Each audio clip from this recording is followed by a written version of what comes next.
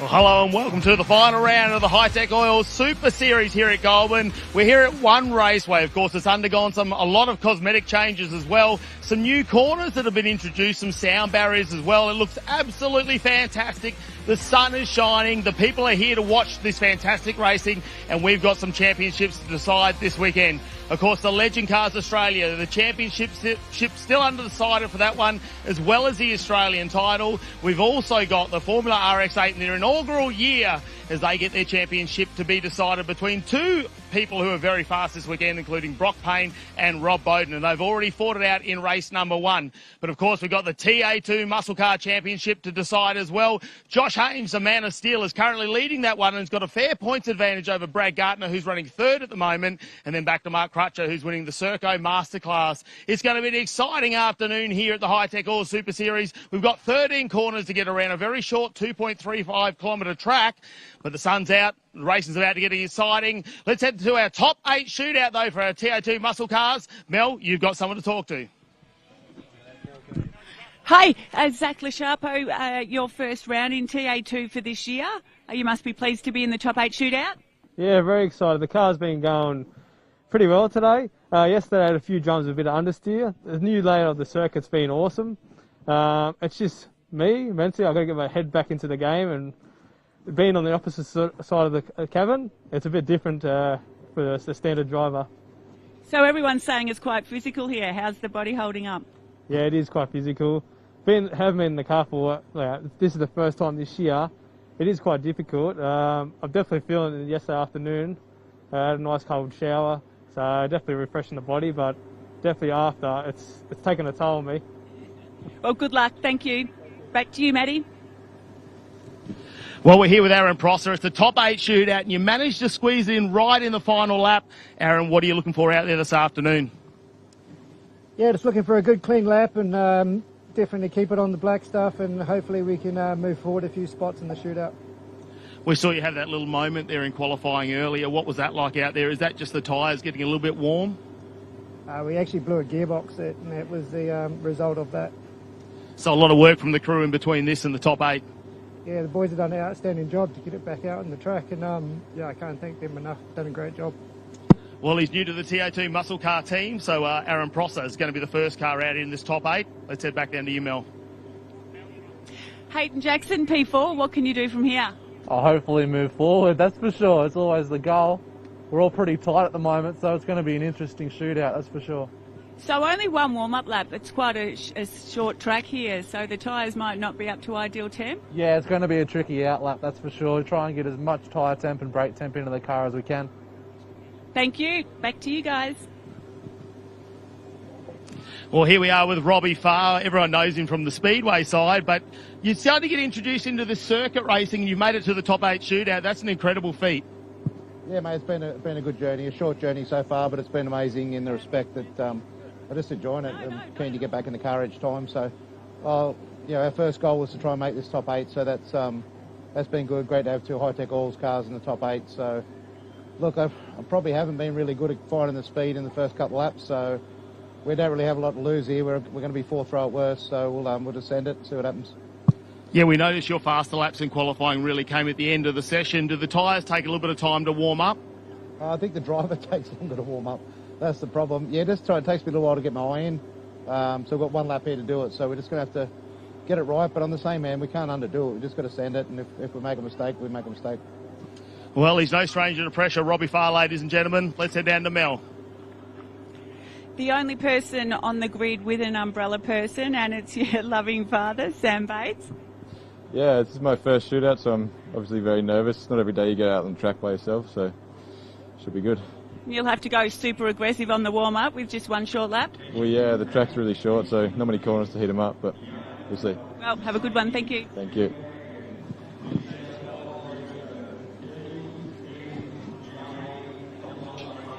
Thanks, Mel. So overlooking the pit lane here at One Raceway for the top 8 shootout for the TFH Hire TA2 Muscle Car Series, framed by Hi-Tec Steel Framing.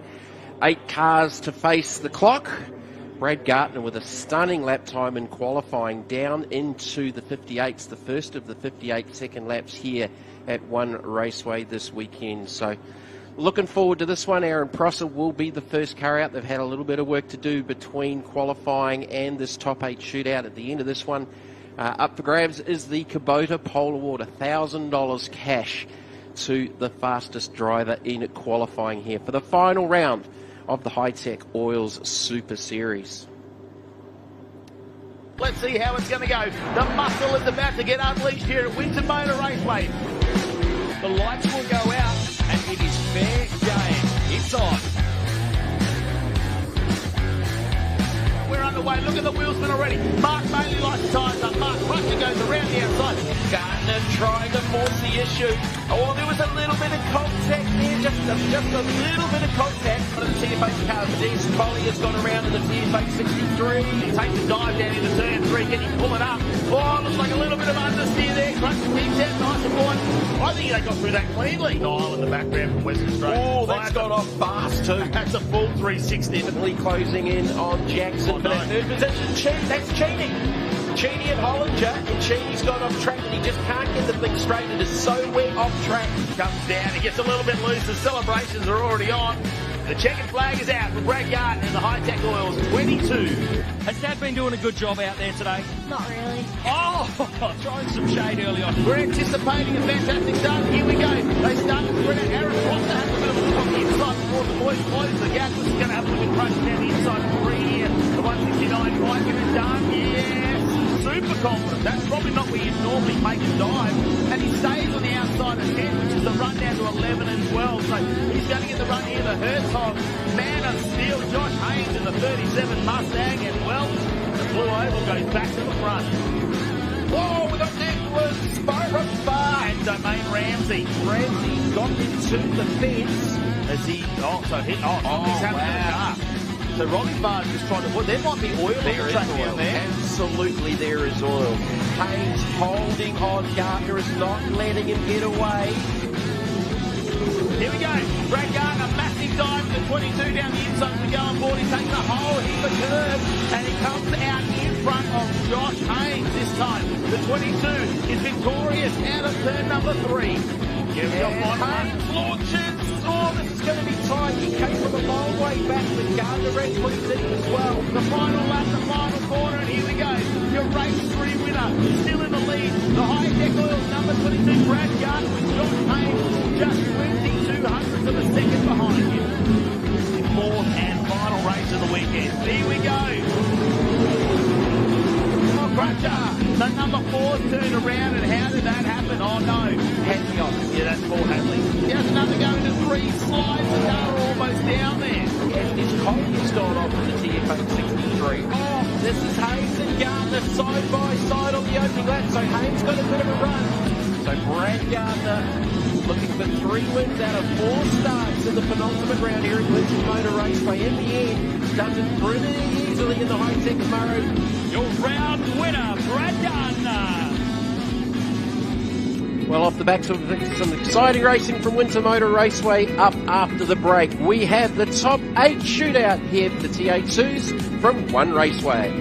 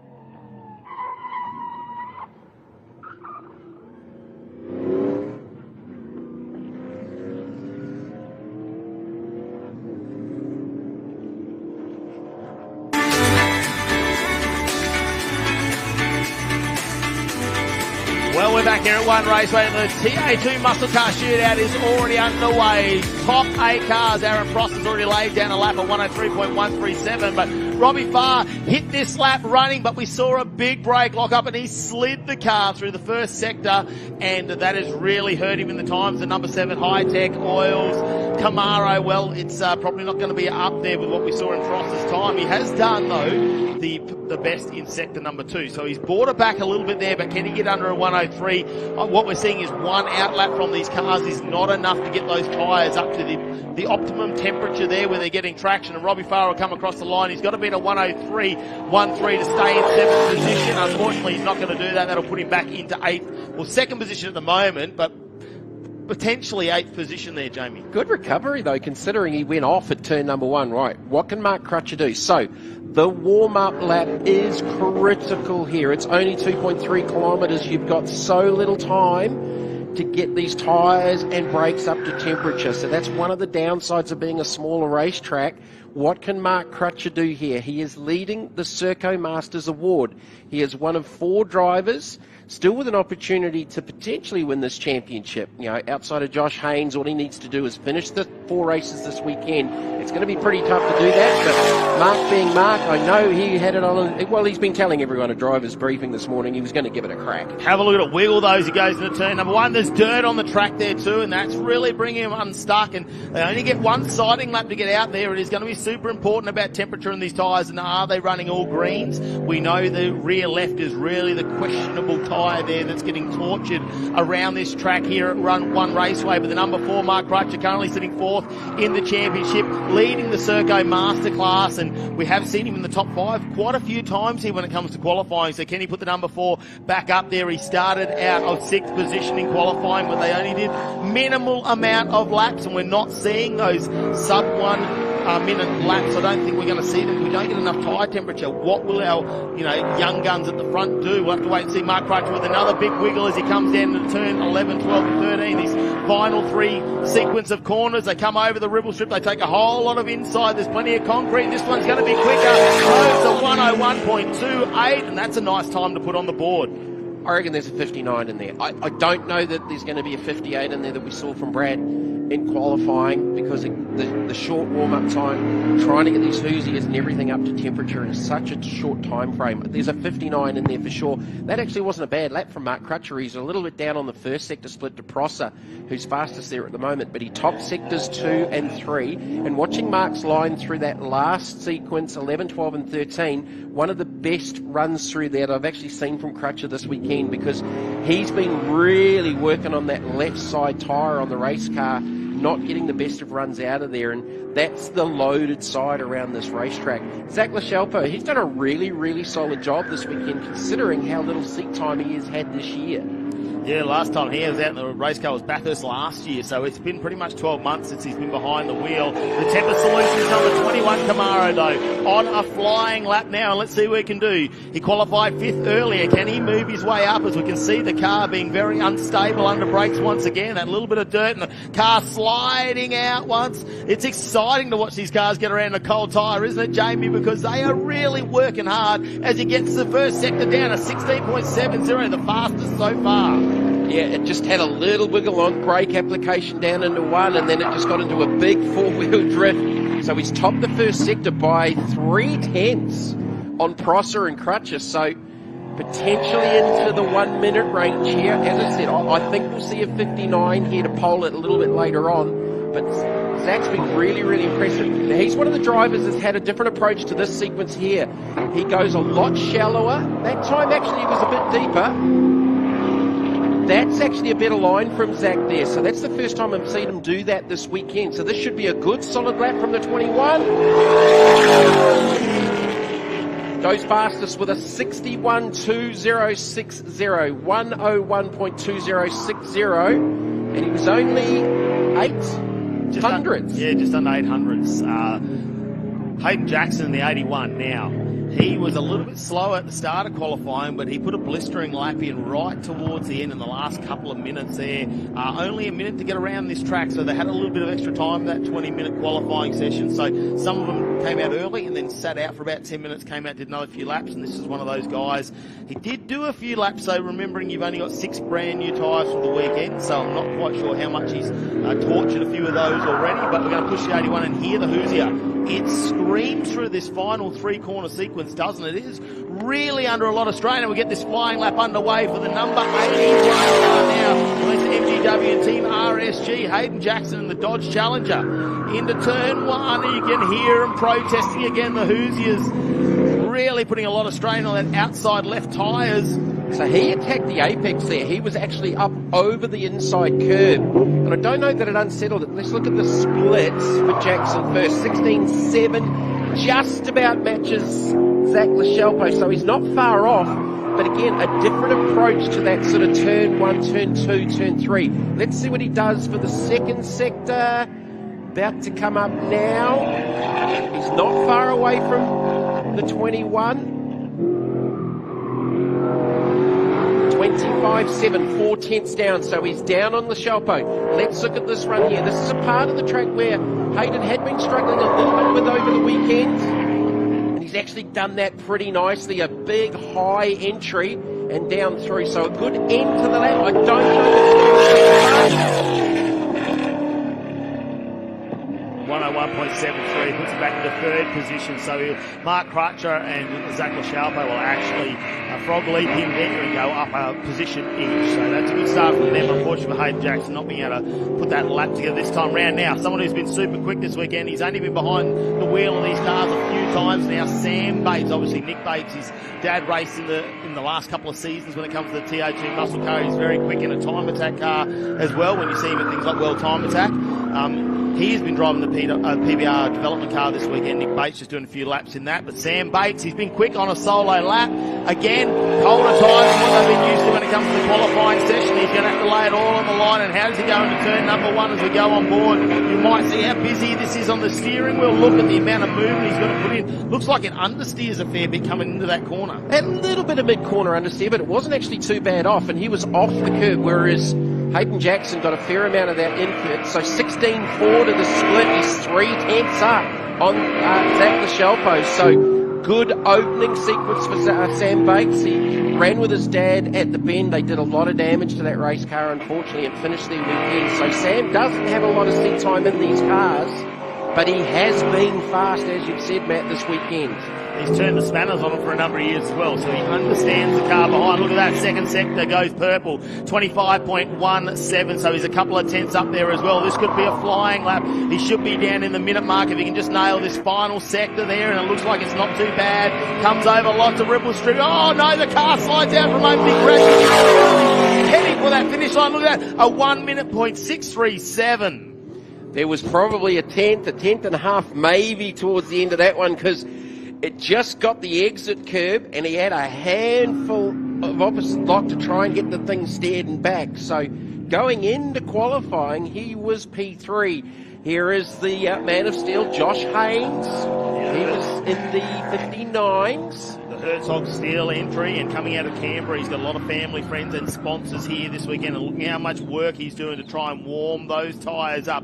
It's really a fight, you would think, between him and Brad Gartner this weekend, who has the best opportunity catching up. Unfortunately, Graham Cheney not able to compete this weekend, with his son also competing in Toyota 86s on the Gold Coast.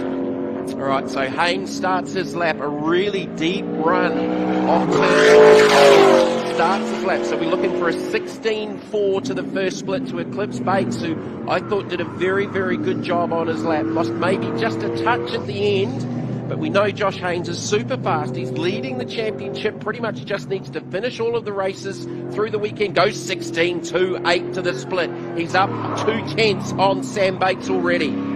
Oh, that's a big push there, and he's going to have to keep on going to 37. Can the man of steel get it done? Oh, just flicks a little bit of dirt up as they go close to the edge of that ripple strip. Pulls the car up nicely as it protests under brakes. Out of turn number 8 with a nice run there. He got it stopped, he got it turned. Down through 10, a little bit of oversteer, just a little bit. It went 24.96 to the split, up another couple of tenths. It might be. I don't think it'll be in the 59s. It'll be close. There's that low side run, exactly where he's been running all weekend. Nice lap from Haynes. This should be fastest. 59.98 and breaks the 1 minute barrier here in the top 8 shootout, which I'm going to say is pretty hard on tyres that have only done a 1 lap warm up.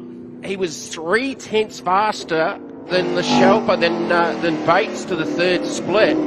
Crutch's last split actually wasn't bad. He was only a 10th and a half down. So 59.98. Gartner, we saw a 58 in qualifying that had us sat back in our chairs going, wow, where did that come from? Yeah, he's been absolutely flying this weekend, doing some incredible qualifying times over the last couple of rounds. Actually, he's really starting to find his comfortable zone in this Hi-Tec Oils Camaro. I think teamed up with Robbie Farr, who's obviously a bit of a childhood hero of his when it comes to the speedway stuff. So he's looking great behind the wheel in the 22. And look at this as they go through the first few corners, negotiates them really nicely.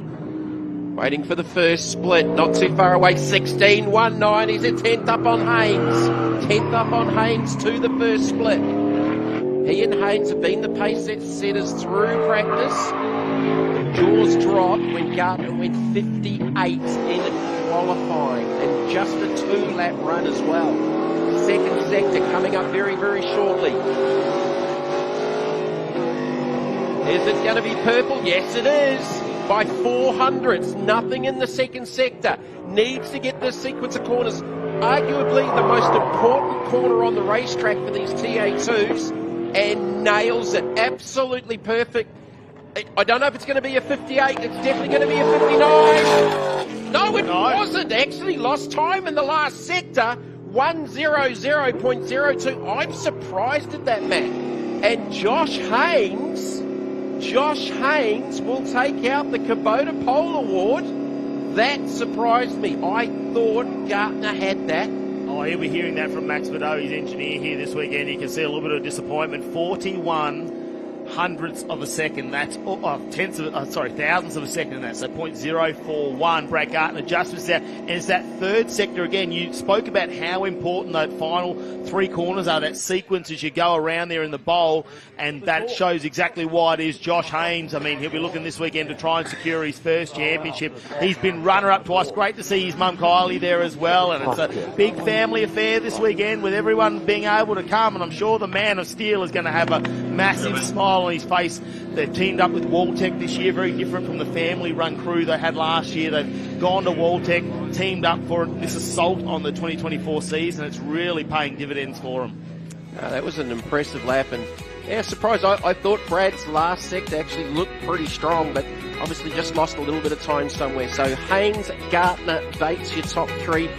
Zach Lashalpa with a very, very good qualifying effort in 4th ahead of Mark Crutcher, Hayden Jackson, Aaron Prosser and Robbie Farr for your top 8 shootout and the Kubota Pole Award. Yeah, we saw that unfortunate moment for Robbie Farr, but a little bit of pressure on himself, I think, at the form. Robbie Farr, he's done a fantastic job, only his second time really in the TA2 Muscle Car Series. Hasn't done a lot of practice either, but I mean, the young guns, Brad Gartner and Josh Haynes, continue that fight. See Zach Lashalpa in the background, giving him a congratulations. Our Kubota Pole Award winner, Josh Haynes, now just probably bringing the moment in, I suppose. He probably thought Brad had that. He would have been watching the sector times like we did, and we thought it was going to be sub 1 minute for sure. I thought Brad had that. I really did, actually. I'm surprised at that last sector. Really surprised. And look, there was nothing in it. Okay, I'll announce. Yeah, there's absolutely nothing in it there. Have a look at this great place. So One Raceway has been transformed. The amount of concrete there for the professional teams to park their transporters on, all the garages, the track improvements out there, and that's what it is. Everyone's come here, though. It's a slightly different track. It is all new information, a new track surface, and the man who put it all together in the top 8 shootout is down there with Mel now. Okay, our Kubota Pole Award goes to Josh Haynes today. Thank you very much. I thought he had you there. 2 purple sectors by Brad. You must have been worried. Yeah, look, there was definitely more in my lap too. It was pretty tight out there, and obviously you're doing 1 lap, it's pretty unpredictable. So the Herzog Steel Mustang was really quick, and the whole team at Waltec's done an awesome job. Well done to Brad as well. yeah, there's going to be some good racing. Looking forward to it. So just that one warm-up lap, I saw you pretty aggressive. Were the tyres up to temp?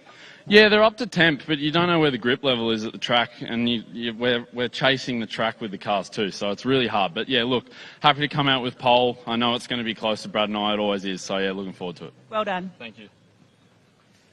Yeah, have a look at that. 41 thousandths of a second is the difference, and he's got a big smile on his face. That's not going to go far with the whole family here this weekend. I'm sure there's going to be a few little celebrations, especially if he can try and clinch that championship today. He goes in with an 82-point lead over Graham Cheney and 107 points over Brad Gartner. Now, just keeping in mind that there is going to be 240 points up for grabs this weekend. It still means Mark Crutch is within striking distance too, because you never know what's going to happen on a new layout, especially with the amount of dust we see being flicked out as they go over some of those curbs, and it really is unpredictable for the people behind. We've already had the RX-8s where we saw a little bit of debris come up and go through into a radiator as well and cause a little bit of damage. So new conditions here, changing things. We're at One Raceway. It's a fantastic way to finish off the Hi-Tec Oil Super Series. We caught up with Brad Gartner earlier in the weekend to find out what he's going to take on this weekend.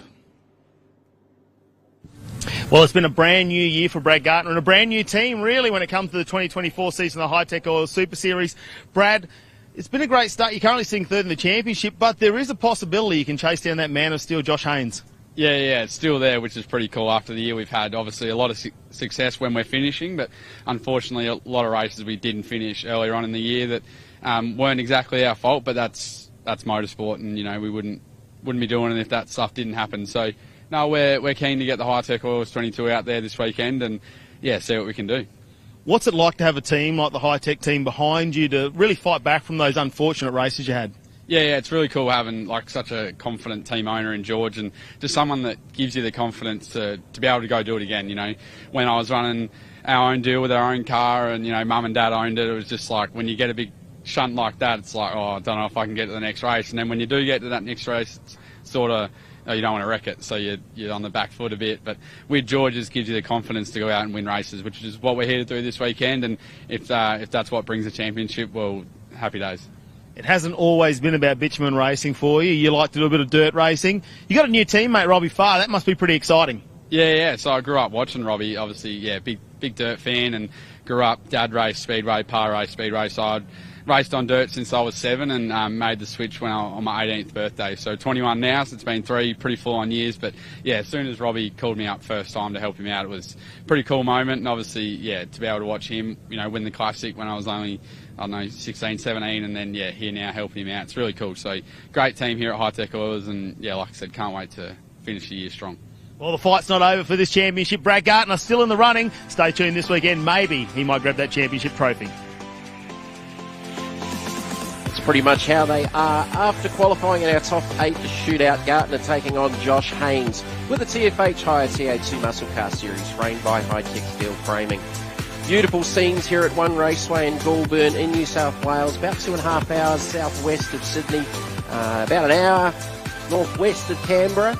Beautiful part of the world. Looking forward to bringing some fantastic racing throughout the rest of the afternoon here from a very, very bright and sunny Goulburn. Coming up next, we will have the first of our races this afternoon with the Australian Drivers' Championships, the fastest of the cars that we've got here this weekend, and already they have been super spectacular in practice and qualifying. So looking forward to them, and we'll bring you all of that action after this.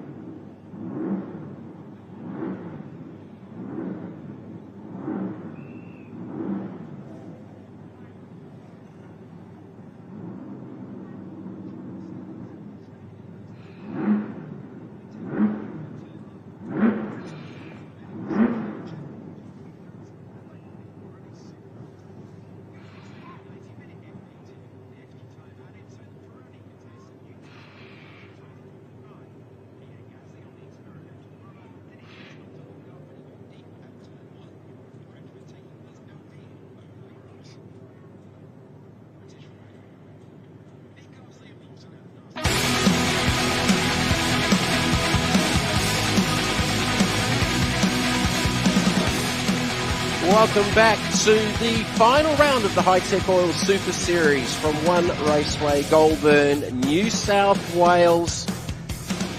The updates on this facility can only be described as just quite stunning, basically, because if you knew the previous Wakefield and knew the racetrack, the changes that have gone on here with Steve Shelley and his family and his team, with the banking you can see behind our Hyundai i30N safety car as the Australian Drivers' Championship come out is quite ridiculous.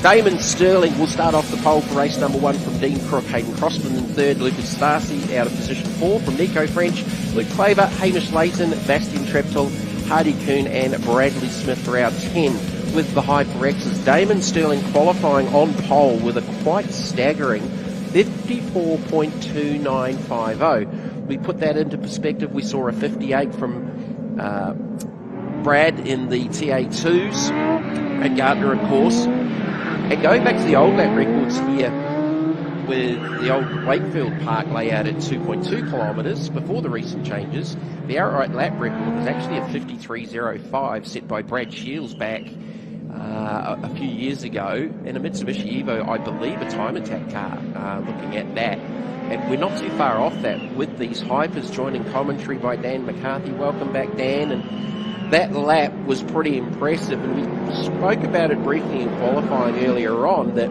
they'll be on new tyres. And then you reminded me off the back of the bend that these teams have 3 sets of tyres allocated for the whole series and the whole championship. So potentially, if someone like Sterling or a Crook, and they're still learning this track, there is potential for them to go faster than a 54.29. Could we see a 53 this weekend? Damon Sterling said after qualifying he thinks it's possible. Wow. 53 in race trim. They get faster and faster lap after lap, so as this race goes on, times will continue to tumble.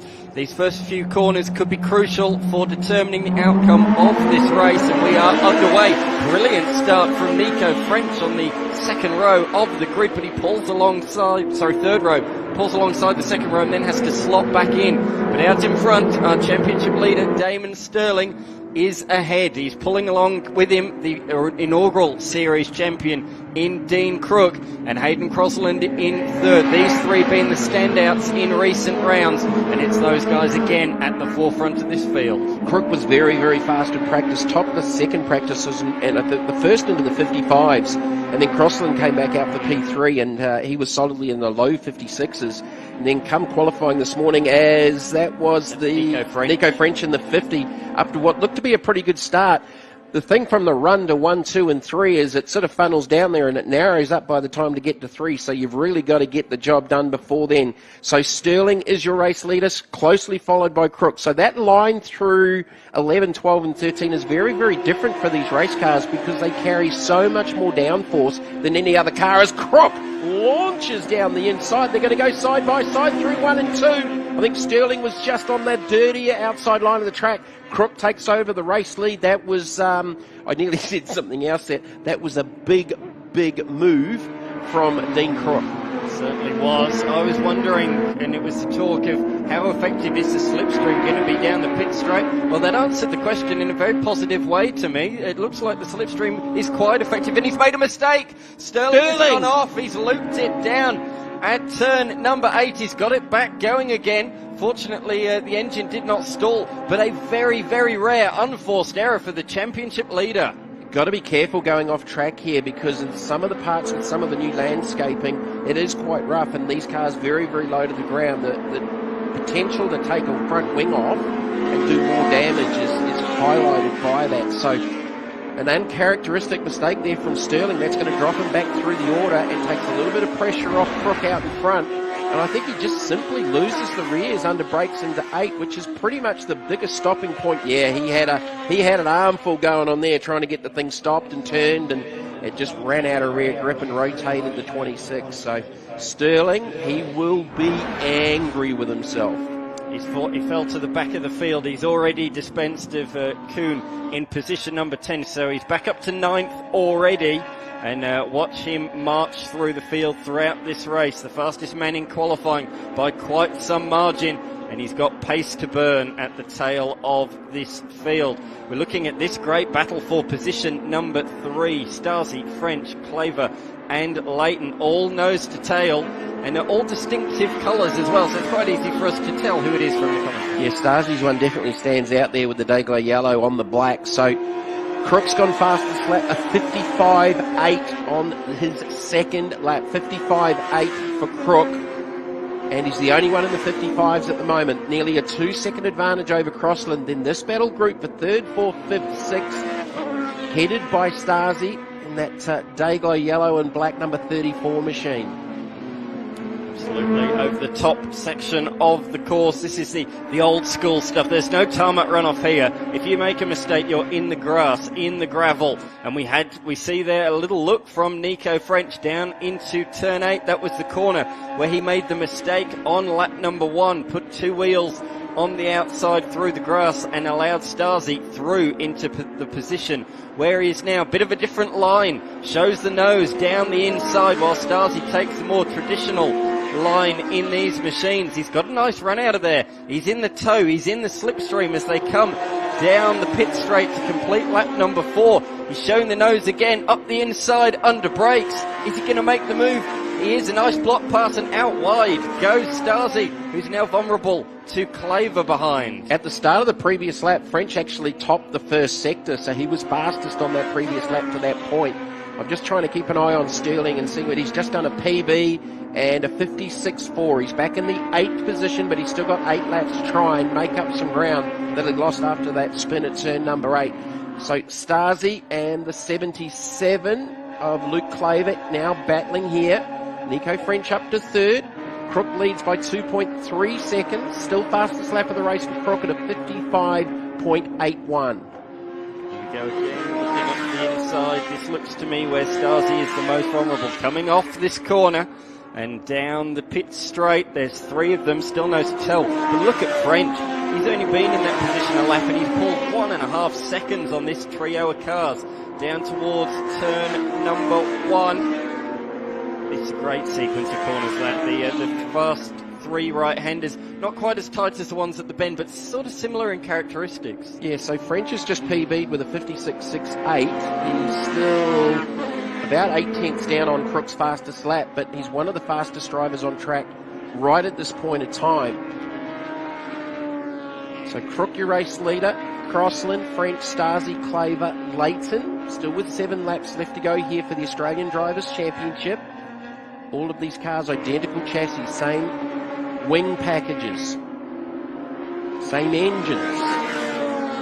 Suzuki Hayabusa, big RPM. They're fantastic in a superbike. I think a factory superbike, something like 188 miles an hour. Any idea what these cars are doing in a straight line here? I know it's a shorter straight than, say, the bend where they were at maximum downforce and they were actually running out of puff.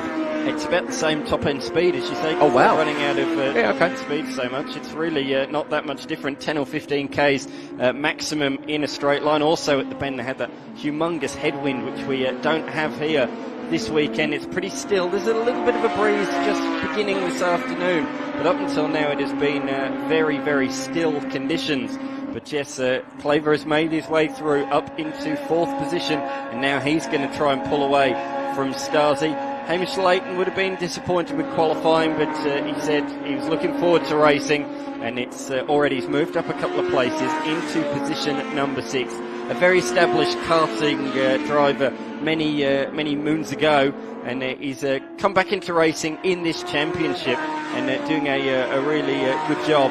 Always in and around the top 5 positions, and that's where we see him just at the moment in position number 6. Sterling's just purpled the 3rd sector, and he was just in the back of that shot behind the 19 of Leighton. So Sterling's on a bit of a charge here.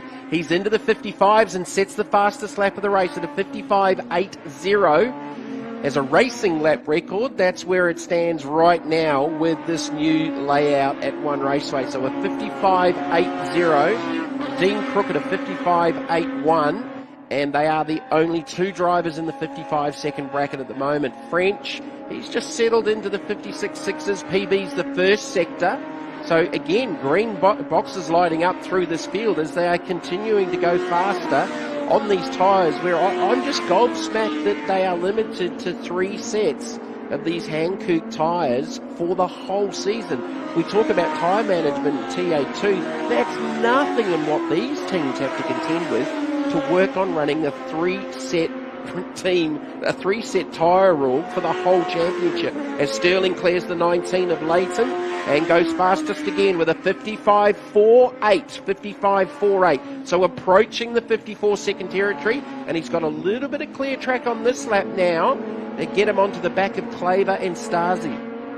How high can he go? That is the question. As you say, he is the championship leader. He's got a reasonable margin, but it's not an assailable margin. So his title rivals, Crook and Crosland, are both at the front of the field. So he's got to get some solid results in this final round, Sterling. He can't just DNF all 4 races. He has to finish in and around the top 5 just to make sure he consolidates and confirms himself as a 2-time champion in this series. Of course, this year, the announcement in the off-season, this is now the Australian Drivers' Championship. Really cool, Australian-built machines, and it's the Australian Drivers' Championship. And, the young stars are coming to this series. Hayden Crosland is part of the Ferrari Junior Academy. So he's got some talent. Ferrari clearly sees something in that young kid. Well, Crossland's just purpled the first sector, so Sterling's on another lap here at 55.48. Crook's just PB'd at a 55.78. Crossland 55.76, and he's gone purple sectors 1 and 2. So Crossland's starting to go forward. He's taken 4 tenths out of race leader Crook on lap 10 of 12. So just a couple of laps left to go here. Here is Crossland going across the line, goes 55.46 for the fastest lap of the race. And another new lap record for the HyperXs here at One Raceway. How much faster was he? 4 tenths faster than the race leader. So a couple of laps to go. I think it's probably going to come a little bit too late for him, as we see another position has been made for Damon Sterling. He's now in the top 5, and he's catching up to Claver in front, who ran a little bit wide at turn 3 there, I noticed. That would have affected his run up the hill. And I see a yellow flag board there at the back of the shot there. It's a machine. Who is that? That is the question. Who is not circulating out there on the circuit? It looks like the front runners are all circulating okay. Is it Bradley Smith or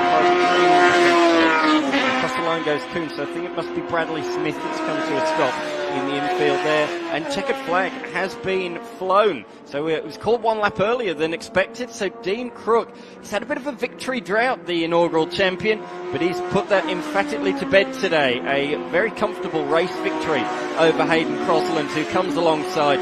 They get along, these two, very well, as do all of the competitors. So great to see the camaraderie there. So Hayden Crosland, again, fastest lap on the final lap, but in the end just ran out of time, finishing 1.1 seconds in arrears. Nico French rounding out the top 3, ending his bad run of form, really. He's had so much bad luck in the recent rounds, Nico French. Great to see him get a good run in the books. Let's have a look at the results here for race number 1 for the Australian Drivers' Championship in the HyperXs. Dean Crook with victory from Hayden Crossland. Crossland will get out of race 1 with a new lap record at a 55.4220. Nico French in 3rd, Luke Faber in 4th, ahead of a recovering Damon Sterling.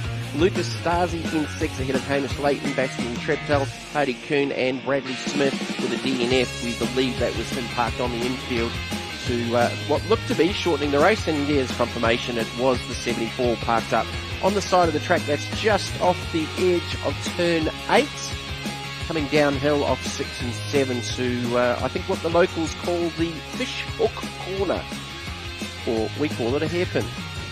Yeah, fish hook, absolutely. Yeah. It's slightly wider now on the approach to that corner than it used to be, but it still retained the name. But as you say, I think that is the reason it was called 1 lap short. That was in quite a precarious position, but good news, he's got it back going again. So he has fired it back up as we have a look at the highlights here with Hi-Tec's oils for our opening race for the Australian Drivers' Championship. Dan called it. Nico French did get a very, very good start, but from about here you sort of start needing to get organised, because it sort of narrows up from the run to 2 to 3, and you need to get your position sorted as Dean Crook seized the opportunity, and that draft definitely took effect, and there was a bit of wheel work as he just sort of wiggled his way to the inside. Sterling settled into second, but then this for Sterling locked up the rears and rotated at turn 8 and dropped him back to second to last, and he would have to drive back through the field. So Sterling, you can see the dust on the front of the car. He cleared the 19 of Leighton working through. At one stage he did set the fastest lap of the race on his recovery, but that was eclipsed in the last couple of laps by Crossland to reset it at a 55.42. Out in front, Dean Crook did it pretty easily in the HyperX 1 number 88 machine. Crossland tried hard, was definitely faster at the end of the race, but Crook had established a big enough of a gap to be pretty comfortable on the run down to the checkered flag. So very, very different lines there with the higher downforce. These HyperXs can get through the centre of that last sequence of corners. Crook taking victory in race number 1 from Crossland with Nico French in third. Looking forward to seeing them for the rest of the weekend. Really, really enjoy watching these fantastically fast little race cars, and the fastest lap you've ever seen around here with this new configuration at One Raceway. We'll cross down onto pit lane very, very shortly for our interviews with our top 3. Can't get enough of these drone shots at this place. I tell you what, if you're a concrete contractor in Goulburn, you would have done a lot of work here over the last few months. The transformation of this race circuit from what it used to be known when it was Wakefield Park is certainly a huge, huge step up.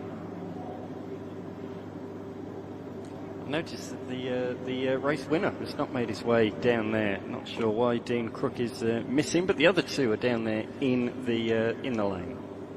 Certainly, so we're not too far away from crossing down to Mel there. What do we got coming up next? We have our opening race for the Formula Vs. And before they come out, we've got 2 of the 3 down there with Mel Price. Nico French, you started on the third row then, looked like you were going to get up into the second row, had to drop back down, but here you are on the podium.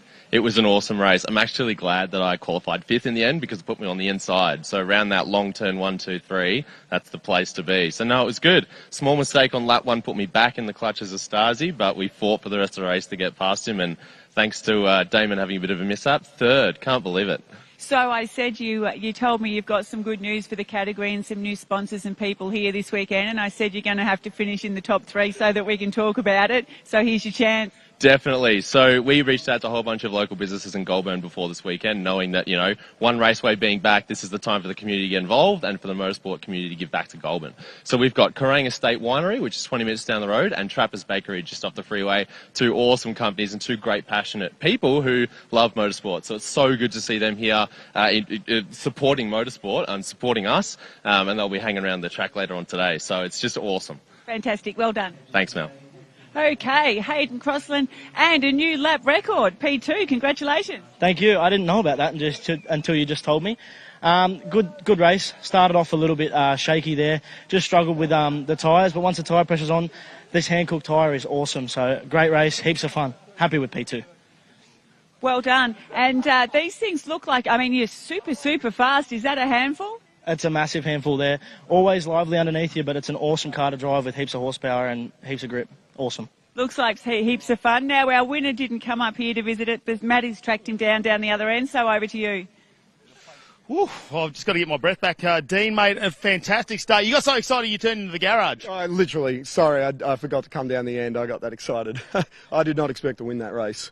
How are you finding this? Of course, obviously, the Australian Drivers' Championship hasn't come to a track like this before. This is unbelievable in our cars. It's so physical. It's so hard work. Like, to keep Hayden at bay there, it's just my neck, and it's just awesome. Just awesome. Tell us what it's like going down that main straight, going through the corners. You're busy the entire time? The whole time. That turn 1 is a brush of the brake pedal, and you just turn it in about 185 k's an hour.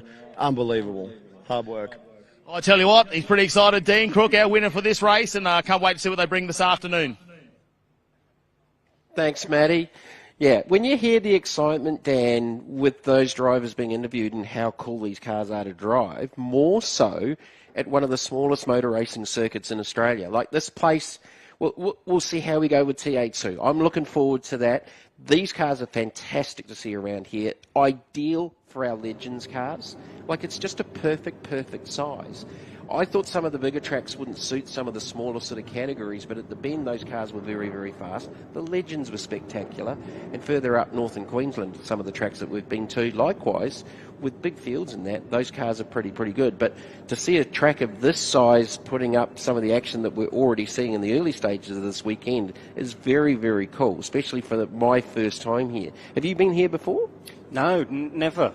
So I'm really enjoying it as well. It's, as we say, they've not put or spared any money on this new facility or the revamped facility. I went over to the back section of the course, down towards turns 9 and 10, and even the fence line where the spectators stand, there's a new fence line there. They've got a new PA system. They really have put so much effort in. A new gravel pathway around that side of the course as well. So it's not just in the pit area where the work's been done, it's also been done for the spectators. You've got the brilliant vantage point from the top of the hill at turns 11, 12 and 13. You can see the entire track from there. I think it's possibly the greatest viewing point in the country now. Well, yeah, arguably, as the Formula V's come out for their first race, you and I spent a little bit of time over there yesterday afternoon watching some of the TA2 practices, and from a viewing advantage, and one of the things the racetrack's always been known for is you can see the whole racetrack from pretty much one point. And that's relatively rare here in Australia because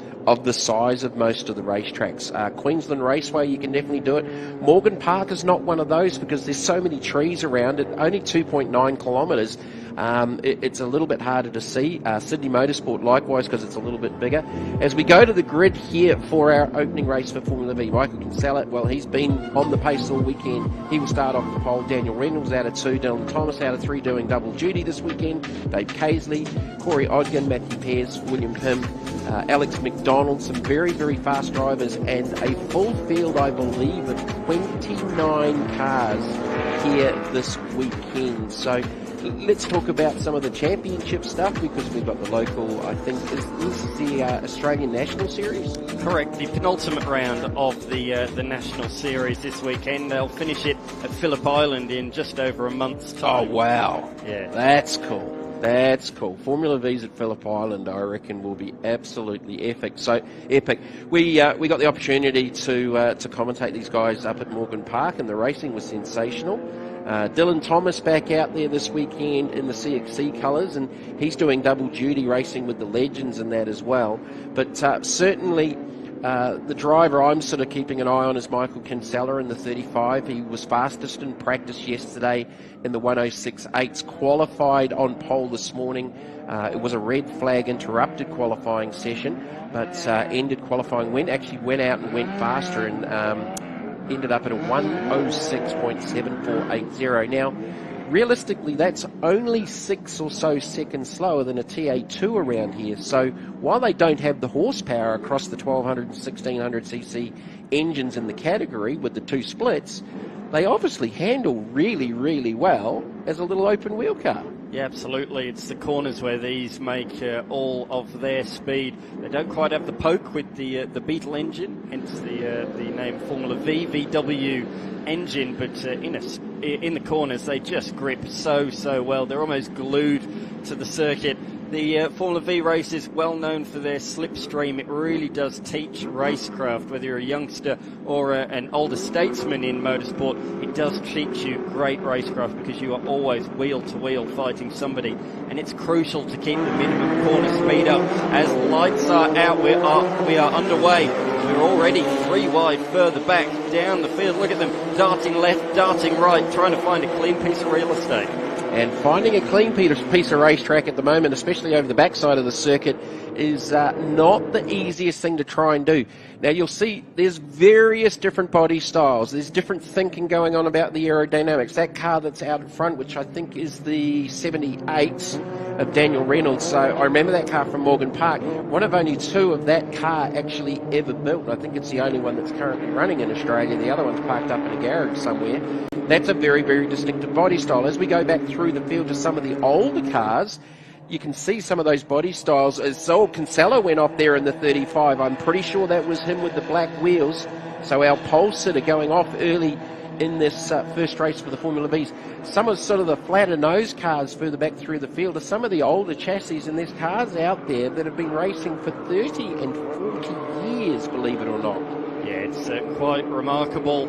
Some of the 1200cc cars in the lower class that are out there, yeah, as you say, 30 or 40 years at least. The 1600s are the cars at the front. I'm just looking at Kinsella. He's slotted back into position number 5. He did fall as far back as 6th, but the pole sitter made life difficult for himself on that opening lap. Reynolds made a great pass around the outside, around turns 1, 2 and 3. And from there, he has absolutely pulled a margin, while his championship rival made an unforced error down at turn 8 on the opening lap of the race. Look at them using all of the road on the outside of the course, and Thomas is catching Reynolds. So Dylan Thomas, oh, there's somebody going off there over the backside of the circuit. That's car number 97. That was Henderson having a moment up the top section of the course. And that's something we haven't actually touched on. There is quite a bit of elevation around this circuit as well. Yeah, that was one of the surprising things when we walked in here on Thursday, is how much higher the backside of the circuit over at 5, 6 and 7. That dropped down to 8, so you are breaking downhill. Kinsella trying to mount a bit of a challenge to get back. He can't let those guys in front of him get away too much. So lots of battles right through the field. I've got to keep fighting myself, Dan, to not say Formula first, because I did a lot of commentary back over in New Zealand, and the Formula V category over there, which was originally Formula V, went on to become Formula First. So I'm still trying to get my head around that. Dylan Thomas looking really racy here at the moment in that second position, chasing down Reynolds for the lead. Here comes Kinsella in the 35. He might pick up a couple of them. There is McDonald, not for the first time. He had a little mistake on the previous lap. Gathered back up there, Alex. He does, and he's done a fantastic job to do it, because there was probably a couple of corners of slides going both ways that he had to correct, and Kinsella has picked up 2 spots in one move. What car control. He was sliding sideways one way and then almost Scandinavian flicked it back the other direction. That was a remarkable piece of car control. Yes, all right, might have lost a couple of positions, but with great wheel work was able to keep it pretty much facing in the right direction. So very, very fine piece of car control out there on the circuit, as we see the number 17 now off the road. That's Davey, who's recovered back on, but at very slow speed. Here we go for the lead. Reynolds is hugging the inside of the road. There's just about a car length, and Thomas had a real good think about it there, up the inside. Thomas has driven pretty much everything this year, from TA2s to legend cars, Formula Vs, anything that's been on the Hi-Tec Super Series bill. He's been in it and been having a really, really good time as well. Just set the fastest lap of the race, so he's got a little bit more experience around here, because he's already contested the first Legends race of the weekend, so he's had a little bit of a look. But the crucial thing here at the moment is to not get offline, because it is very, very dirty with some of the material getting dragged onto the racetrack. So yeah, Dylan's intention at the beginning of the season was to try and do a different category at every round. He didn't quite get to that point, but it's good to see him back. And we have to remember, he is the reigning TA2 Muscle Car Series champion, at least for another 24 hours. Here's a replay. So this is Kinsella. He'd already got up the inside there of, I think, McDonald. Yeah, the McDonald, and then the 51 ran wide. So it's really continued on here. How it didn't rotate there, I'll never ever know. The correction, and around the outside, the 7 of David Casey's going, boy, where you going, Alex? That was awesome. That really was a phenomenal catch. But that was just because he was car width wide at this point of the track, and the rear, the track's not been rubbered in there yet. So that's why it went around on him, and he kept it. Yeah, okay, put a few wheels through the grass, but then managed to get it back on the road and wrestled it back around the next corner as well. But it certainly showed just what happens if you just get a car width wide at that tight technical section of the road. That part's not being rubbered in. We've not seen that many cars too wide through there. This, of course, the first race for all of the categories this weekend. And it just shows that if you do put basically a car length wide around there, there is no grip. Just watching the 78 out in front, car carrying a bit of understeer off the exit of 8, and Dylan Thomas in there in second wasn't, but it actually hasn't hurt the car speed. Thomas was fastest. Kinsella's stalking them now. He's gone 106.43 on the previous lap for the fastest lap of the race, and he's closing the gap as these two are actually tying each other up a little bit. Reynolds is almost having to be a little bit defensive already because Dylan Thomas is really working him over. Dylan's had a lot of experience in these cars over a lot of years. So Kinsella's on a charge, and the gap's down to just 1.6 seconds, and he's already gone purple to the first sector as now they start working through some lap traffic.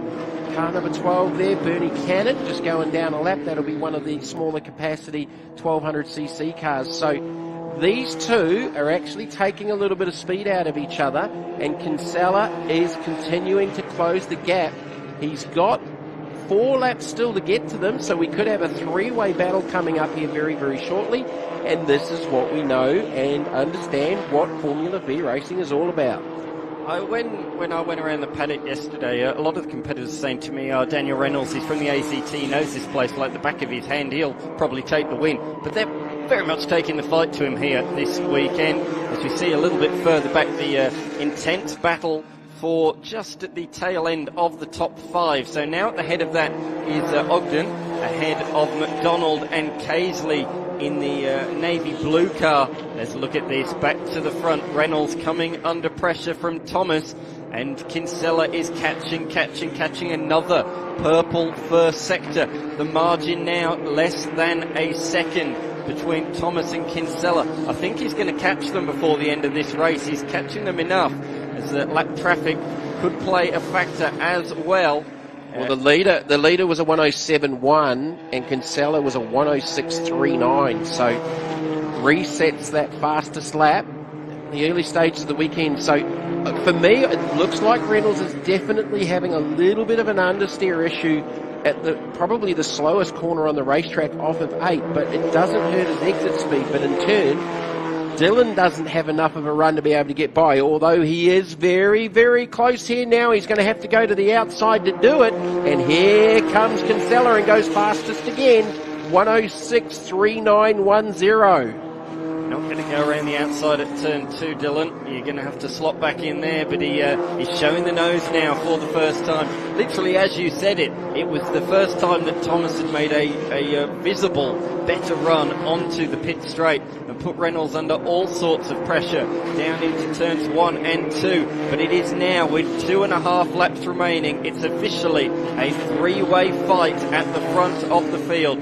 Kinsella has joined the party. The top 3 over 11 seconds, or very nearly, I should say, 11 seconds ahead of these 3. You're again showing, and I've noticed as well, just how much Reynolds is understeering. Yeah, and it's got that front end chatter about it as well, which I remember from Morgan Park, which may just be a nature of that car and the way that it's set up. Oh, lap traffic coming into the equation. Thomas had a half look and Reynolds shut the door, and he shut it hard. Well and truly shut it hard, as that back marker's actually just gone off track to avoid our top 3. So what do we got? A couple of laps left to go here. Kinsella's going to take advantage because Thomas had to get everything thrown out to get the thing stopped and running into the back of one of the back markers. So Kinsella now up into second.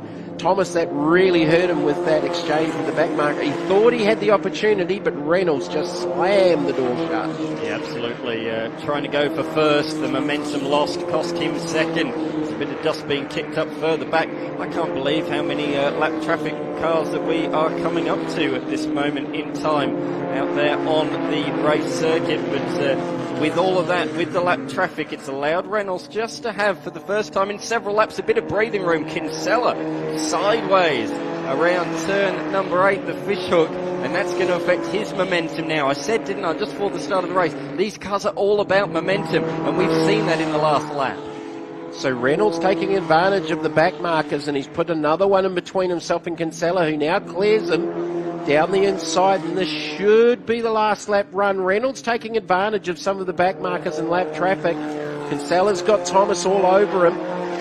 Still fastest lap of the race from 35, a 106.3910. Final lap. And I think Reynolds might just have enough breathing space. Oh, and saying that, that was two of them I can't see the numbers, but that was just really awkward. And 2 cars definitely involved there, and suspension hanging off one of them. Cloud of dust. Was that Kinsella? Yeah, Kinsella was. It was Kinsella trying to clear a back marker. I thought it was initially, and I wasn't 100% sure. Evelyn McCarthy in the number 40. was being lapped, and I didn't quite see exactly necessarily who was in the wrong, but certainly Kinsella out of the equation.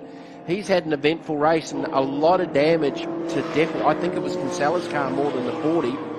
Yeah, I agree there, and I think the race is going to be caught a little bit short. So was it the final lap anyway? It was the final lap, yeah, it was the final lap. So Reynolds will do it from Dylan Thomas, and that'll put the 51 up into third, Alex McDonald. So Reynolds, Thomas, McDonald. And a fairly nasty incident on that last lap that took the fastest driver out of the race, and unfortunately Evelyn McCarthy as well with some front end damage to her number 40. So the checkered flag is out for that one. Well, that aside, that was still a pretty entertaining race, and I'm looking forward to the rest of the Formula V races over the weekend with 29 cars out there. So fastest lap of the race. Actually, it was Kinsella, a 106.3910. I think that is Michael out of the car, but that car looked like it had a lot of damage, and it definitely ripped a wheel off by the looks of it with the contact. Yeah, the hands on the hips say exactly what he thinks of that particular incident. But here are the results. Daniel Reynolds taking it by 1.2 seconds. That doesn't really tell the tale of that race. Alex McDonald coming home in third ahead of David Casely, and Matthew Pearce in a great battle for what ended up being third position. Angus McDonald in sixth ahead of William Pimp, Matthew Harriott, Corey Ogden and Rod Lisson rounding out the top 10. Going to position 11 with Mark Thompson, Adam Henderson in 12th, Edward McFall in 13th, Michael Lloyd in 14th, and completing the top 15, Stephen Butcher in a very, very good field of Formula Vs here at One Raceway. I should point out that Butcher won the 1200cc class there, so congratulations to Stephen on that one. So we had 1600 and 1200. Evelyn's remained in the car while Kinsella has gone up the bank, and he's walking back down now to see the wreck of his car, unfortunately. Hopefully that can be repaired overnight. This is the only Formula V race of the day, so that's, I suppose, the only bit of good news for him at the moment, that he does now have overnight to repair the car. So we'll have a little bit of recovery to do after that one. Up next we have the second race of the weekend actually for the Stock Cars Australia. They'll be followed by Formula RX8's Legends, the Australian Drivers' Championship for the second time this afternoon, and leading into the big one later on this afternoon, Race 1 for the TFH Hire TA2 Muscle Car Series, framed by Hi-Tec steel framing. So a little bit of recovery to do here as Kinsella comes down. Pretty sure Evelyn's okay. She was moving around in the car. Didn't look to be a whole heap of concern there. She stayed with the car. Definitely knocked the nose off the front of that, but looking at the incident itself at the time, it looked like it ripped the whole front wheel or rear wheel assembly off the Kinsella number 35 machine. So a little bit of work to do for a few of the teams after race number 1 for the Formula Vs here at One Raceway. Great to see Evelyn McCarthy here. Not related to either of us. We're not related to each other. We're not related McCarthy's to her. Everywhere. I know, right? They're taking over the world, man. But she's a local in the region. She lives 3 k's out of the ACT. Let's have a look at the Hi-Tec Oils highlights from this one. And there was a fair bit going on. So the pole sitter Kinsella didn't get the greatest of starts. And as Dan said in the opener, there was so much going on with cars moving over all over the racetrack. So Reynolds got the initial jump. Kinsella settled into second. Dylan Thomas in third in the familiar CXC blue and yellow colours, and that conga line of V's just did not end. So Reynolds made a little mistake early. Oh, in fact, that was, the 51 of Alex McDonald. Oh, yeah, McDonald, yes. There was another one off there. That was the 17. I think Tom Davey, you picked up a little bit earlier on. So Reynolds out in front. Dylan Thomas was working him over. Kinsella was sort of recovering after an earlier off and chasing them down. The leaders were in heavy lap traffic for a lot of this one, which is probably a little bit surprising with the smaller circuit. But there was some great racing right through the stages. I thought the leader was struggling with a little bit of mid-turn understeer, but it wasn't really hurting his exit speed. Dylan Thomas sort of forced the issue, but was on the outside down into turn number 1. tried to do the crossover, but the 78 looked nice and planted through there as Kinsella was coming towards them still. Thomas sort of got balked by a back marker, tried to take the opportunity, got the door slammed on him, and as leaders were clearing, we saw that dust in the background. And this is the clash. Oh, yeah, okay. May not have ripped the wheel off, but yeah, that was just awkward. Unfortunately for Evelyn, I think she was just in the wrong place, wrong time. Actually was coming back on track after a little off herself, right into the far path of a flying Kinsella. So the 78 would take the win, Daniel Reynolds from Dylan Thomas, with the 51 of Alex McDonald in third, and a not very happy Kinsella standing there on the side of the racetrack with his hands on his hips, back down onto pit lane with Mel Price in our top three with Formula V. Well, it's top two on this occasion, but here with P2. Wow, what a race. There was stuff happening everywhere then.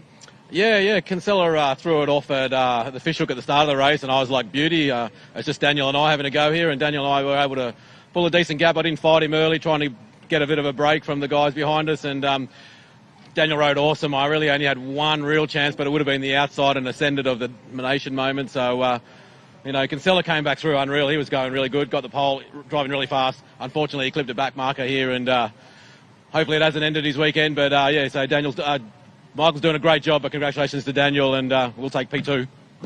So tell me, how different is it? You're doing double duties. Are the lines different? How different is it? You're in the Legend and in one of these as well?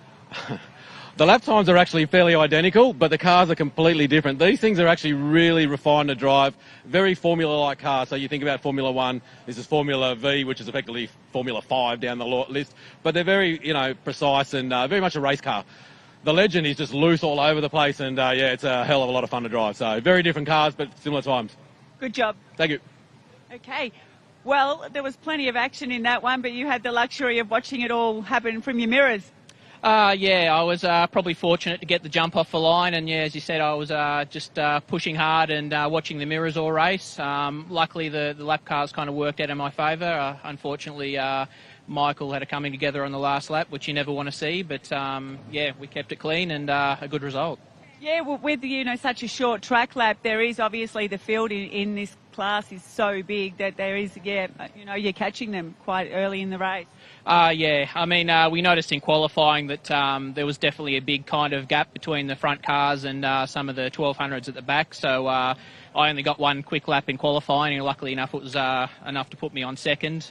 We knew it was going to be coming into this race. We'd be catching them early and potentially some of them twice. And as I said, unfortunately it didn't work out for some, but I came away with a win.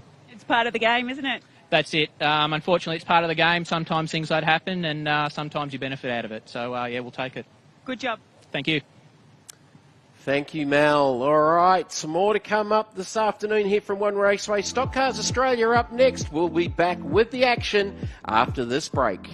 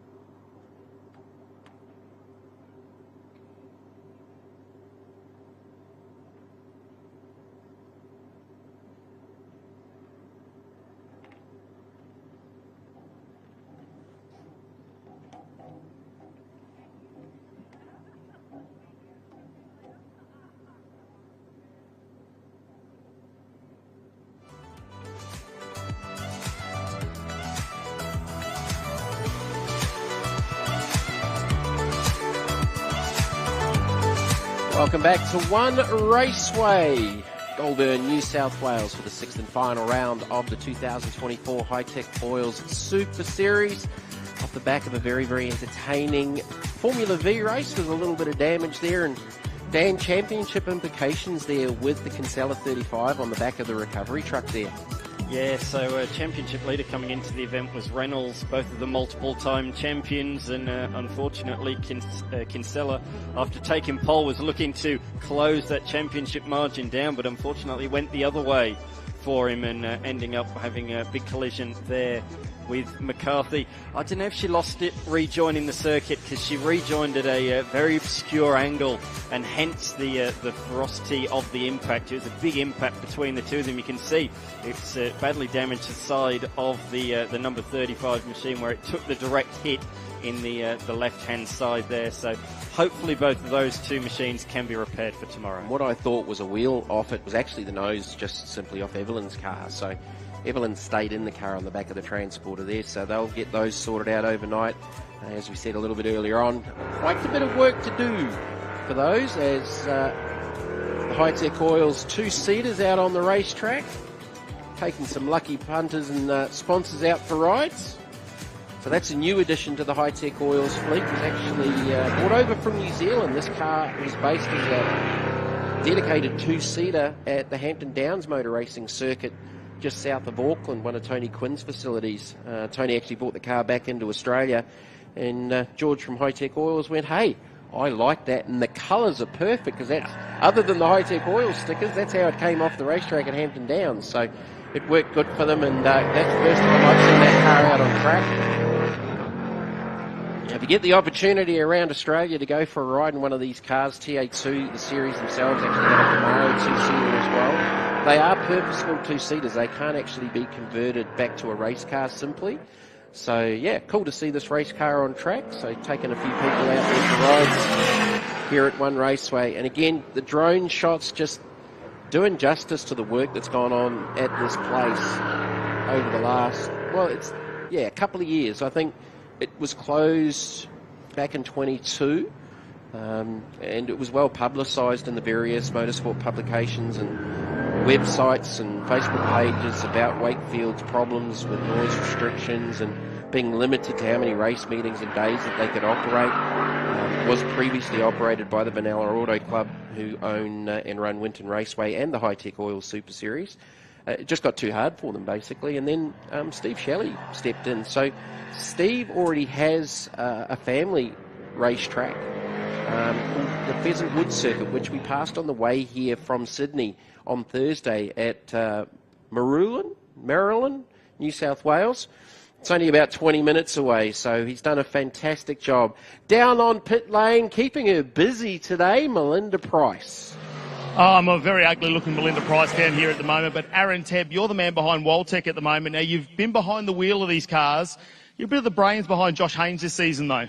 I wouldn't say I'm the brains. I've just got a lot of smart people that work for me, so I'm good at trying to find the smartest people I can find. And yeah, we've thankfully got a lot of good guys on board, and they've been getting the car to the front. Yeah, so it's been quite a good year. So, but yeah, no, I wouldn't say I'm the brains. Definitely not. Look, Josh Haynes is a young guy. He's got a lot of enthusiasm. How do you try and calm down for the last few races just to keep this championship fight going? When I work that out, I'll let you know. So he's very enthusiastic. He's very passionate, which is good. You definitely need that. So yeah, it is hard to try and calm him down, but it's good. So you need that passion in a driver. Well, there you go, Aaron Tebb. Let's come over here because I've got the man of steel himself. Don't go anywhere, Josh Haynes. I was just laughing, making sure he wasn't going to say anything bad about me. What's the go with the family here this weekend? I see your mum, your dad's here. Who else has come along? Yeah, got lots of family and friends and some sponsors up here. So it's really cool, obviously, being at our home track and the first time in 4 years. We're just looking over some photos. There was 4 years ago we won the Pulsar Enduro here. So yeah, how times have changed. But yeah, look, really looking forward to the race this afternoon, and we'll see what happens. How important is it for you with sponsorship? Obviously, Hertz Hog Steel here this weekend. They've come down to enjoy the racing. Yeah, look, honestly, shout out to Rob and Phil from Herzog. Like, without them, I would not be racing, and that's plain simple. So, yeah, without them, none of this is possible. Same without any of these team at Waltec, none of it is possible. So I'm so grateful for everyone around me, and yeah, looking forward to finish off the year on a high. Well, there you go. Josh Haynes leading our championship at the moment. He's going to start off pole. Hayden Jackson, come out of the shade. You've always got a smile on your face, don't you? Always, mate. If you're not smiling at a racetrack, you should be at work. Tell us about the 81 in that top 8 shootout. Lost a couple of positions, but it's pretty loose out there. Yeah, I got caught out with a gravel in turn 1, like most people did. But yeah, the car was strong towards the end of the lap, so we've got some good progression for the race. Well, we'll wait and see how you go this afternoon. Good luck. Perfect. Thanks, mate. Back up to you guys in commentary. Thank you, not Mel. That was very definitely one Mr. Matt Kavanagh. Dan, I'll take that one. All right, Stock Cars Australia. What a great shot as the Stock Cars Australia field come out on track. Danny Burgess will start off the pole for this one. This is their second race of the weekend. Brett Mitchell, Daniel Stubbs, Michael Ricketts in the not NASCAR Nissan Pulsar. Robert Marchese, Brendan O'Connor, Damien Sullivan, Lucas Gates, Michael Appleton go back through the rest of the field with Michael Rice, Zach O'Hara and Brad Lighton. So a bit of diversity across this field with the Australian stock cars running. Michael Ricketts, who's the most travelled motor racing driver just about in Australia over the last couple of years, identifying as a stock car this weekend in the little Nissan Pulsar. We've got a V8 Ute out there, the Oz trucks, we've got some touring cars as well, and then the Oz cars. And there's a bit of history out across some of these race cars out there, Dan. There certainly is. We'll come on to that as the race goes on. But for now, we're about to go green. And we have two trucks on the front row of the grid. A very equal start. And around the outside goes Mitchell, very brave, closing the door and takes it. So a great pass as our race 1 winner gets sideways. He was sideways. I thought there may have been a little bit of contact. He's still trying to gather it back up. So, as Mitchell gets it wrong, well and truly gets it wrong, and he's going to rotate into the gravel. So our first row with the Oz trucks through the cloud of dirt with the Commodore front on it.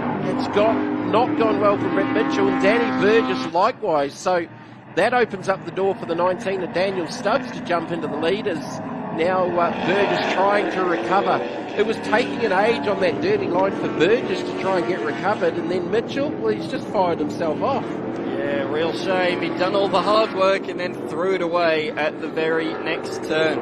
But our pole sitter is back at the front of the field. It's not quite how he'd envisaged the first lap, but you take it when you can get it, don't you? So back out at the front of the field. Stubbs in second, and Ricketts stayed out of trouble while everybody else is sliding and spinning in front of him. And the Pulsar finishes lap 1 in third.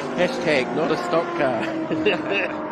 All right, now we just start settling down and get into a bit of a groove. Here is the Monte Carlo sideways. So you don't want to be off the racing line. Like, these things aren't lacking for horsepower. They'll be 600 plus horse. Going through all of that material that's been dragged onto the track. Mitchell just dragged so much on when he went off. Ricketts off in the background. Identifying as a stock car, he's gone gardening. Well, Pulsar's probably better known, not better known, but can be known as a rally car back in the day, but that's not where you want to be off the racetrack, especially here at One Raceway. Right, there's a lot going on here. So Burgess was trying to recover back there off the pole. Mitchell's just absolutely flat got it wrong on the run up to 5 and 6, and basically just ran out of racetrack and had to go to the dirt to get it rotated because there was no way he was getting that stopped, and that's exactly what happened. So an interesting start to this one. So it's the number 7 Oz truck out in front. So I think it's the second time we've seen them in the series this year. The Oz trucks, as we spoke about earlier on in the coverage, Dan, they actually started out of Queensland as a series, started by one Mr. Peter Robinson, who was the maestro of TA2 Australia. Yeah, the car behind it, is our number 8 Ute coming back through the field, or truck I should say, being American, coming back through after that hairy spin on the opening lap. You can see all the dust still on the machine, but he's carving through them like a knife through butter at the moment. But that NASCAR in second, I spoke to Stubbs after the opening race. He told me, yeah, it's got NASCAR history in the lower categories over in America. Certainly spends a lot of time on the ovals over there before making the trip over to Australia. And he's driven it now for a number of years, owned the car, bought it during COVID, so he's had it for a number of years and driven it a lot around the country. And we're talking about the strengths and the weaknesses compared to the Utes. And he reckons it drives out of the corners just because it's got a bit more weight on the rear wheels, and it drives out of the corners that bit better. All right, fast guys already working their way through some of the slower traffic. I think a couple of the other cars have had a few little dramas maybe further back through the field. The number 2 of Colin Matten, certainly a long way back. There is, Mitchell taking a little shortcut. So what you don't want to do is do that another lap, because race control will have a look at that and exceeding track limits, which you can do in a few places here. One thing with what the team have done here at One Raceway at 1 and the last complex, there is actually quite a bit of concrete asphalt runoff in those areas, similar to what we see in some of the European tracks now and up in America, up in Texas, which for me, I think has way too much runoff. There has to be a consequence for going off the racetrack, but as the 7 of Burgess just ran very, very wide there. So right at that part of the track, I don't have a problem with that there. But some of the bigger tracks in the US and that with the big runoffs, and we've seen it with the NASCAR stuff this year, it's quite ridiculous. Because if you go off track, you just drive back through the other side and rejoin, and there's no consequence. Well, that's been a talking point, hasn't it, in Formula One the last week or so, with the controversial track limits saga over there. And of course, in other categories, IndyCar, they don't really have track limits. They can use whatever's there. Although they might go over the curb on the outside, they can use whatever they wish. So track limits is a talking point, but that's why I like the middle sector, the dusty, dirty part of the track. If you make a mistake, you'll be punished. Well and truly punished. All right, so we've got the Oz car and another old NASCAR. This is Thunderbird. Oh, he's got that wrong. The 41 off track, just on that final kink. That's Zach O'Hara. Car with a lot of history here in Australia. It was one of the earliest NASCARs actually imported into Australia in the halcyon days of the old Thunderdome at Calder Park. And it's only just, I think, recently sort of got dragged out of the shed and restored, and actually had a little bit of repair work done to it as well. Yeah, absolutely. So that was raced by Charlie O'Brien in the... Charlie O'Brien car, okay. Yep. And then Gene Cook ran it late on in the NASCAR era, but it was most commonly referred to and most commonly raced by Charlie O'Brien. So it's got a lot of front-running Thunderdome race victories under its belt. That's cool. That's way cool. All right, Burgess with the fastest lap of the race. It's gone 105.24. Stubbs in second in the Monte Carlo with a 105.40. Mitchell's back in seventh. He's doing 106s as his best at the moment, but I think with a little bit of sun over the circuit too, I think Mitchell might be struggling with a little bit of vision, because you just about couldn't see through the windscreen with the layer of dust built up on the front of the 8 machine. And no more wipers to get rid of it either on those trucks. So yeah. Definitely not. Definitely not. More Thunderdome history with the Oscar. They're just about to lap the ex-Rodney Jane car, and they've caught that at a really awkward time. Look at Stubbs with the run as a result. They could not have been in a worse position for Burgess. The straight, though, not quite long enough for Stubbs to stick the nose up the inside, and has to slot back in position number 2. Gets a little bit squirrely on the exit of turn number 3. But going back to the strengths and weaknesses of these cars, the truck certainly turns better. It's lighter, it's a lot more nimble on this section of the course, whereas the NASCAR puts the power down a bit better, and apparently as well is a lot more stable under brakes as well. But they achieve pretty much identical lap times. Yeah, definitely the Monte Carlo, I've referred to it as a sort of an ARCA style car. It's a little bit different in the body style to a full-blown NASCAR, but young Stubbs doing a pretty good job out there as they're both sideways through that turn number 10 on the far side of the circuit. I know Burgess still leads this race. Oh, he ran wide, very, very wide. Stubbs couldn't take advantage of it. I think he actually had to get out of the throttle to avoid maybe getting into him, wondering where he was actually going to go, with a couple of laps left to go here at One Raceway for the Stock Cars Australia class. I noticed that our early race spinner has made his way back up to 5th, so Mitchell all the way back up to 5th. But lap traffic could potentially play a factor now with 3 laps to go. They're coming into heavy traffic here. Firstly, it's Rice. Look, they're almost coming to a standstill looking up the inside. They've really caught them at an inopportune moment on the backside of the circuit. They've got a good run down the hill, but Rice is not letting them through. There's near contact, and around goes Stubbs as a result. They both had to take evasive action from the number 108, and they both went off the circuit almost. Stubbs, a big moment, sliding down the hill and lost a ton of time and positions as well. Yeah, I think Mr. Rice might get a little bit of a talking to there, because there would have been blues out with the lights, and wasn't making it easy. He was in a battle himself, but there was the first event. There was the instance there as Burgess actually locked up, and Stubbs had to react to that and just locked up the rears and spun it around. So, yeah, just an element of lap traffic which maybe could have been dealt with a little bit better. But out of all of that, Burgess extends his lead now. Though he was just working at trying to get through one there. It had a little bit of rear chatter on the rear brake by the looks of it, and he was struggling to get it turned as well. I was calling it that he'd lose positions, but because of their margin over the rest of the field, despite the spin, Stubbs is still comfortably in position number 2. This is the fight for third position. Marchese, the championship leader, trying around the outside of Ricketts. I thought he'd easily breeze past, but it just shows how much speed improvement that Nissan Pulsar has underneath the belly of that machine. I spoke to Michael Ricketts just prior to this race. He was heavily working at the underneath of the car. I said, "What's wrong? You finished strongly." He said, "Oh yeah, unfortunately we've cracked the exhaust, so needed to repair that." We've spoken about the noise restrictions around this place since it's been reopened, so that was fixed, and that is back making the right amount of decibels. Not a stock car. No, correct. Here's the Oscar fight. Look at this. Our series leader in the Oscars, Matten in the number 2, coming under pressure from the number 22. Clive Lawrence was the original driver of the number 22. Never actually raced on the Thunderdome. The other car did, though. Number 2, originally driven by Darren Mankin. I'm sure the people that watched races at the Thunderdome will be very familiar with the name of Mankin. I like you, Dan. You know your stuff. Michael Hevelston in there in the number 304 Oz truck as well. He's about to go down a lap to our race leader on the final lap now for Burgess. After that exchange and lap traffic that saw Stubbs spin out. Oh, Burgess is on the wrong side of the track to go to the outside of the 304. Should clear him now.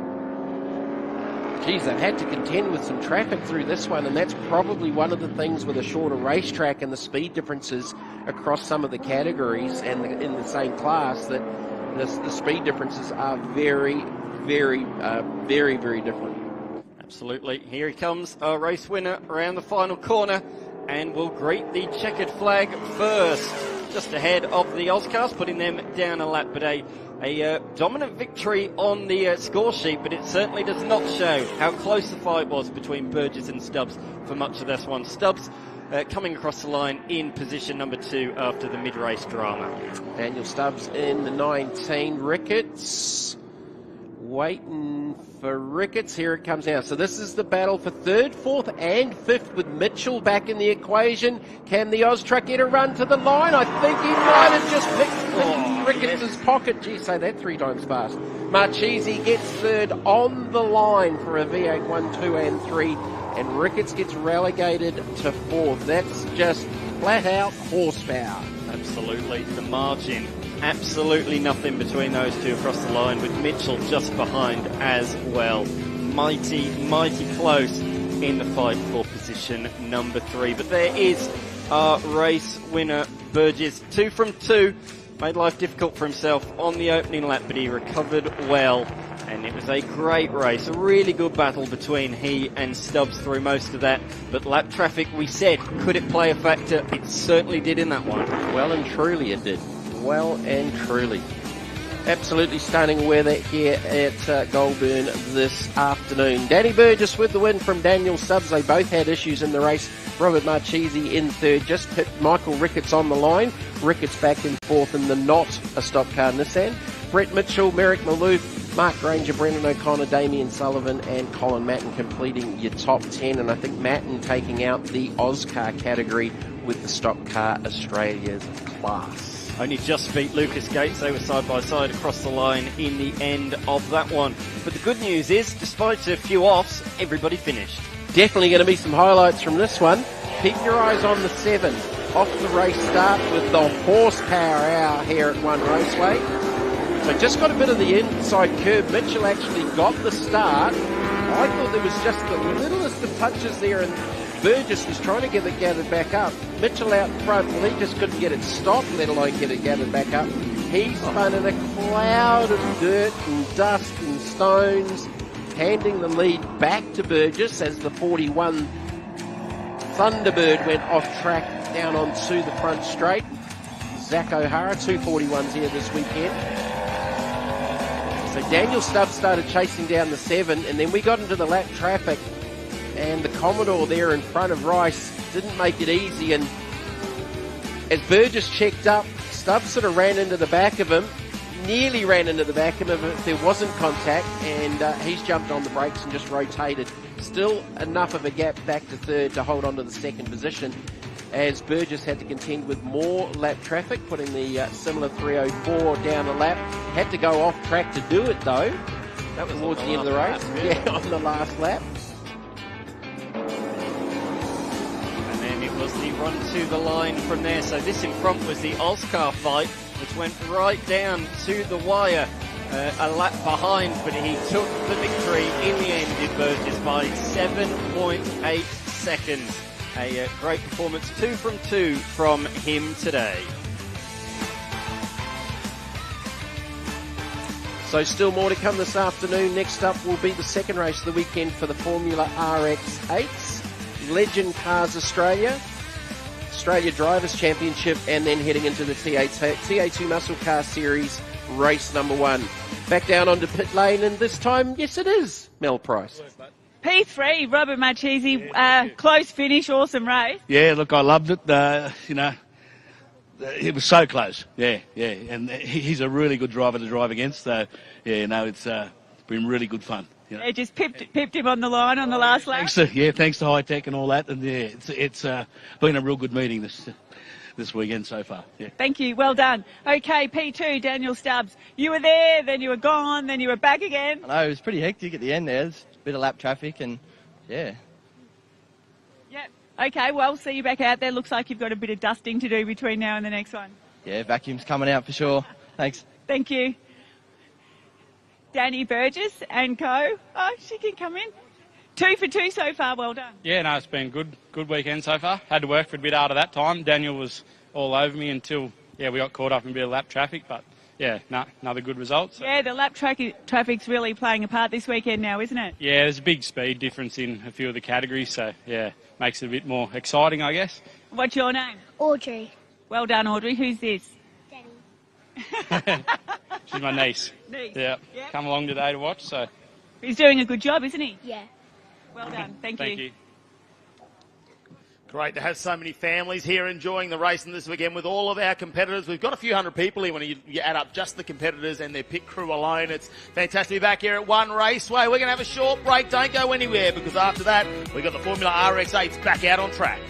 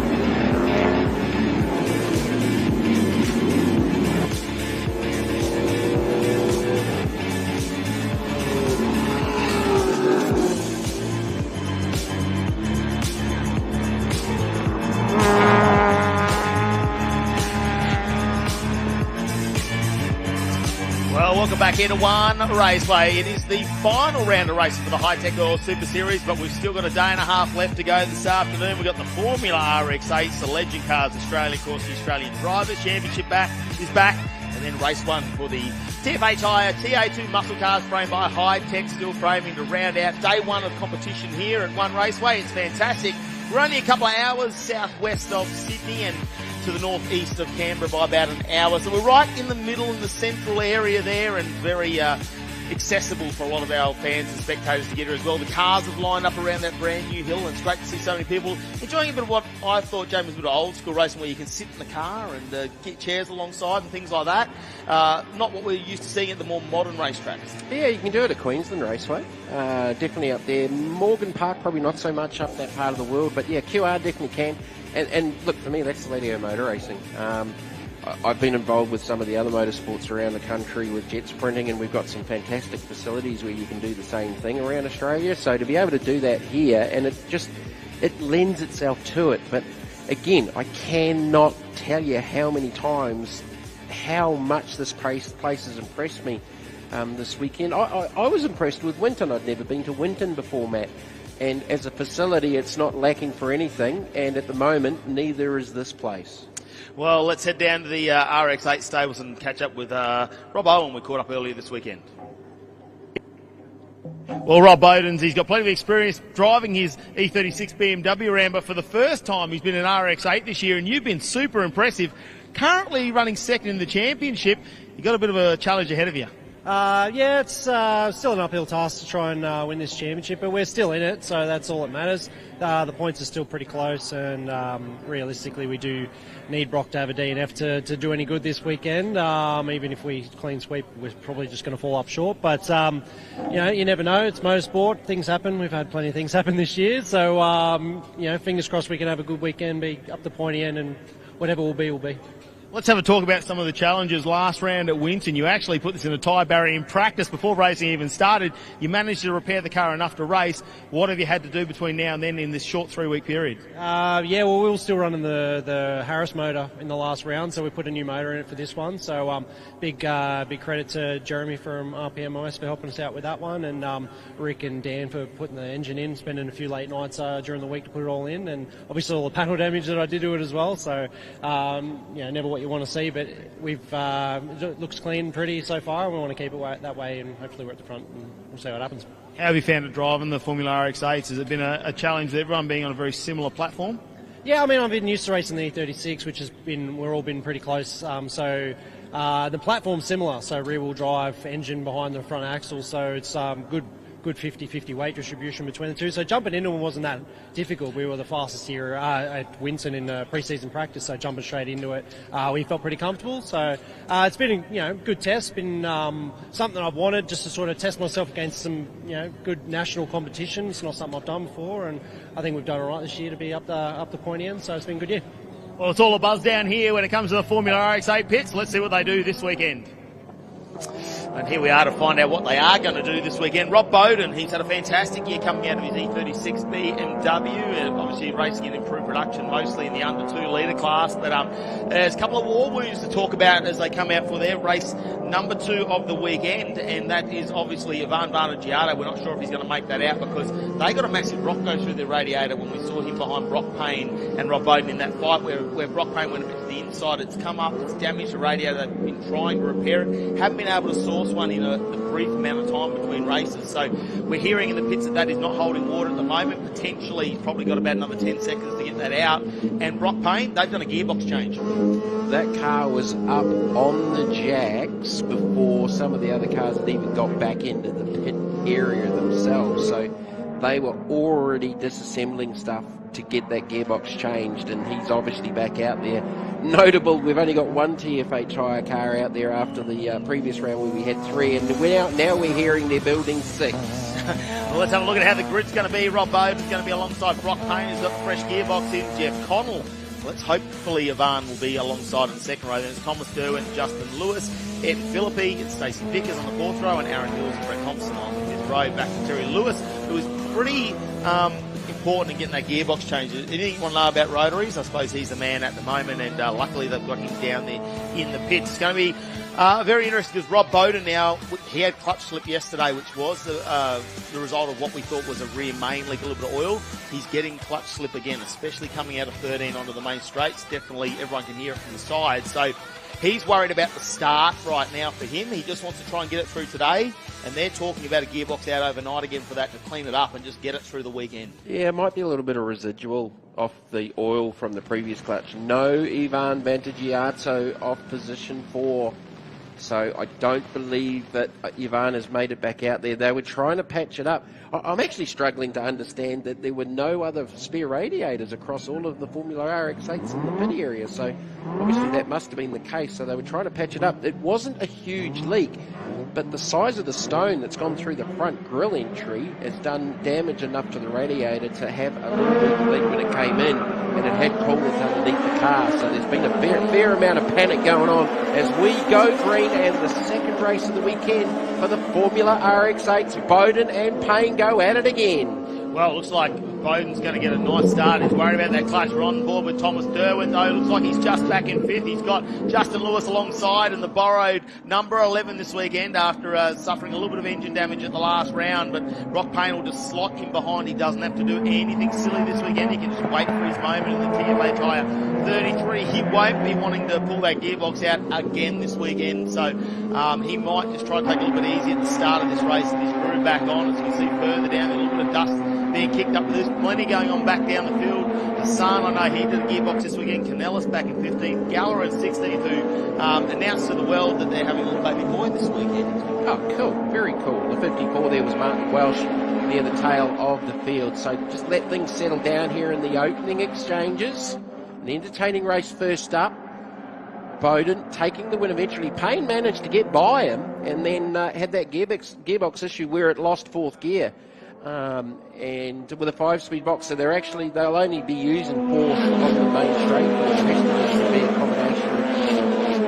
2nd, 3rd, would they be down to 1st, maybe the 8th, probably 2nd. I'm going to feel like there's going to be a really established around this. Have a look at Payne all over the back of him now. Jeff Connell, though, is in 3rd position. Just a couple up here from Thomas Derwent, because they seem to be running a different tyre pressure game here at the moment, and they're really good in the second half of the race, and that's where they seem to come on strong. Justin Lewis said, I think there's something playing up in my car. I think it's all in his head, because he's currently sitting in 4th position doing a nice job. Stacey Vickers was up there a moment ago, and I don't know where he's dropped back.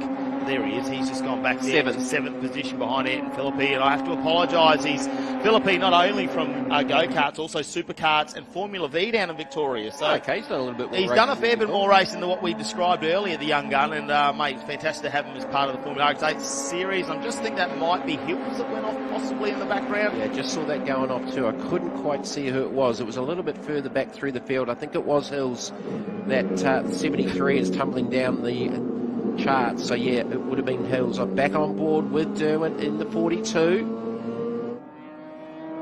So Boaden's got a little bit of a gap this time. He's very strong in that 3rd sector, isn't he? He does. He was. I mean, Payne got by him in the previous race, but he set him up probably a half a lap earlier and got a really deep run off 12 and 13 to get that run to get around him. Then they went side by side for nearly half a lap. Like, it was sensational side-by-side racing. I actually popped out of the commentary box and ducked down to Rob and said, mate, congratulations. That was a fantastic race. You guys giving each other the respect, battling for the championship and not putting the doors into each other. Well, 100% mates race mates, isn't it, at the moment? And the 100% shirts are ready in the garage. If they can do it this weekend, they have gone 5 rounds without that ominous Hyundai safety car coming out. And if they don't get through, then we've got a lot of shirts that are going to be used as oily rags after this weekend. You keep talking about it, and the chances of a safety car coming out elevate. As Dick Johnson used to call it, the curse of the black jelly bean. Oh, you never know, you never know. Here you go, big different line there. Now have a look at this as Brock Payne setting himself up for a run. Oh, big time. Absolutely, he's got a run here. And again, that much deeper line, and like the first race, he hasn't quite got the overlap here this time, but with that differing line, he's got so much more exit speed off it, and Boaden's sort of gone, oh, actually, I probably don't need to do that. Let's just work on keeping ahead. As we're back on board with Derwent in the 5th position. Justin Lewis up ahead in the unfamiliar number 11. and Connell still in that third position. And again, Connell not quite as strong at the start of the race, waiting for those tyre pressures to come up. And up and down pit lane, the tyre pressure strategy is so very, very different across all of these race cars. Just having a look there, Thomas Derwin is right on the back of Justin Lewis. You could almost hang a sausage out, I reckon, on a stick and cook it while he's going along with the flames shooting out the back. Here we go, the battle for first. This is our championship leaders too. Brock Payne in second position at the moment, leading by 15 points coming into this race. Rob Boaden right behind. I mean, Boaden's going to need a big moment. Oh, Jeff Connell is off in the number 4, and it'd be great to see that because I wonder if he's made a mistake there. There is a little bit of debris on the track and dragging that might change a few of our competitors further down as Stacey Vickers negotiates it nicely, as well as Terry Lewis and Silvestro. So what happened there for Connell? So that was out of the third position, and Justin Lewis, I think there's something wrong. Now he's running third. He's just coming up with excuses because he's not at the start, I think. Well, it's the third different car he's been in 2 rounds. On board with Derwent, he is applying the blowtorch to the back of the series creator, Justin Lewis, in the rotary motion number 11. I think it's just going to be a matter of time here before Derwent forces the issue and can get a run as Payne just up ahead on the onboard, still tucked up in behind Boaden. Up into 5th now goes Edson Philippi in the 46, Connell in 6th. As, Payne's wide, and he's off. He sort of had a little look to the outside at 8, and it's dropped him in behind Lewis and potentially here Derwent. Well, Payne is human. He's made a mistake finally. Has anyone told him the drifting's on Sunday night at Sydney Motorsport Park? Well, maybe not, because I'll tell you what, he slid that car out nicely. I reckon we can put him in a drift car this weekend. He's back to 4th position. Yeah, Derwent got him. And that's only going to give Rob Boaden a extra 2-point advantage when it comes to this. So he'll catch up 3 points if they finish the way they are right now. But he's chipping away at this slowly, and it's those little mistakes that could cost Brock Payne a championship where you think he had a massive advantage coming into this weekend. Let's have a look at the Hi-Tec Oils highlights. So that was Connell going off. I think he's just gone off. I don't think there was any contact. So this is Payne. So he's gone to the outside and just on that dirty line and just couldn't get it stopped and turned at the same time.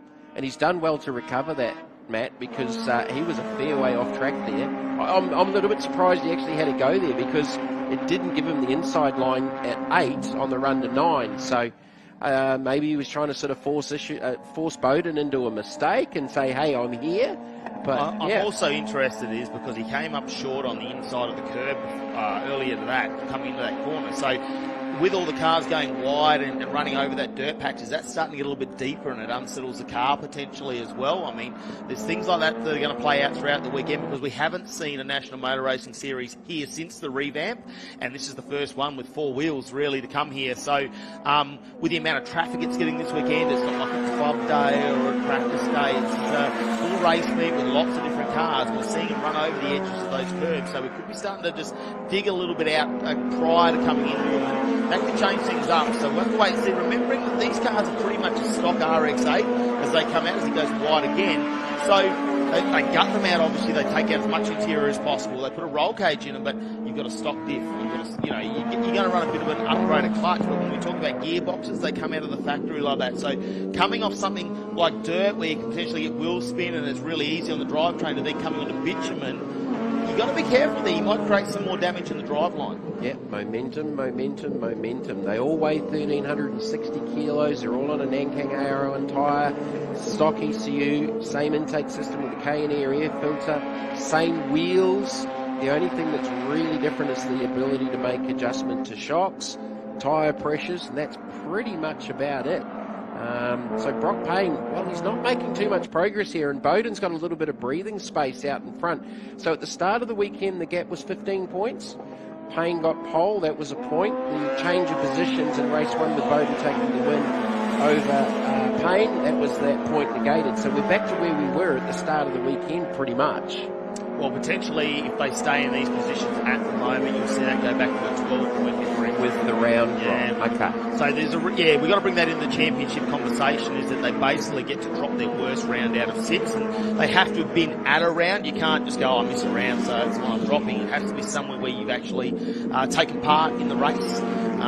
So Rob Boaden had a fantastic round one, and he was actually, that's the fantastic amount of points. But remembering race one there, we didn't accumulate points. It was the first race of the series, so they said everyone's going to get 0 points for that one. So it actually ends up being his drop round where he won 2 out of 3 races. Yeah, that hurts. That hurts.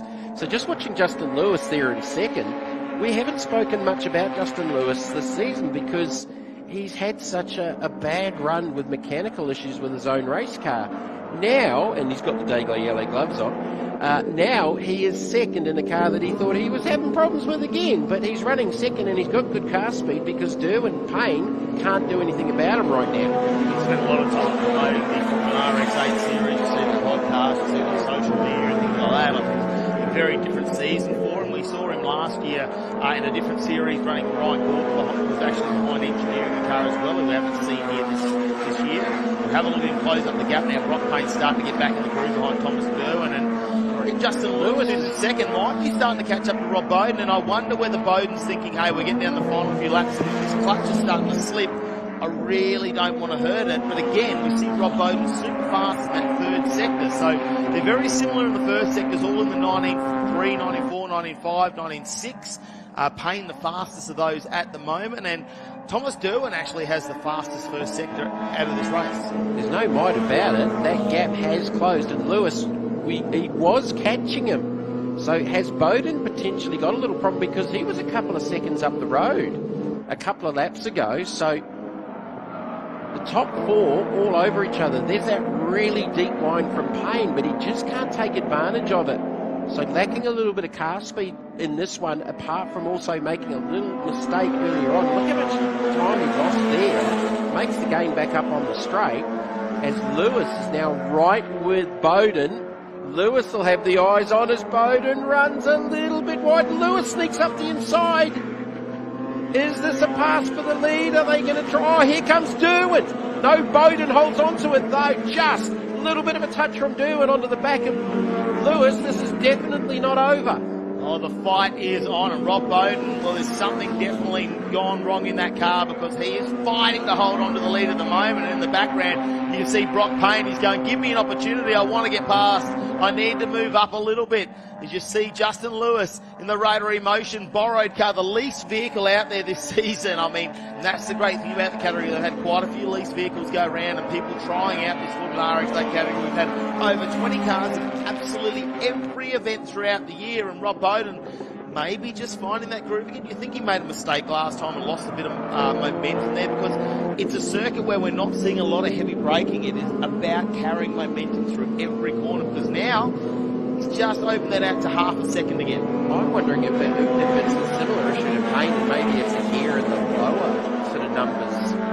Second, maybe third, but yeah, he's sort of got to back up around unless he's missed a gear change somewhere that's just cost him so much momentum. Payne's all over the back of Derwin here, and Derwin's actually dropped off the back of Lewis, who's back up with with Boaden. Speaking of Connell, he is in the 6th position after that off a little bit earlier on. Back on board with Derwin, and again Lewis closes back up onto the back bumper of Boaden.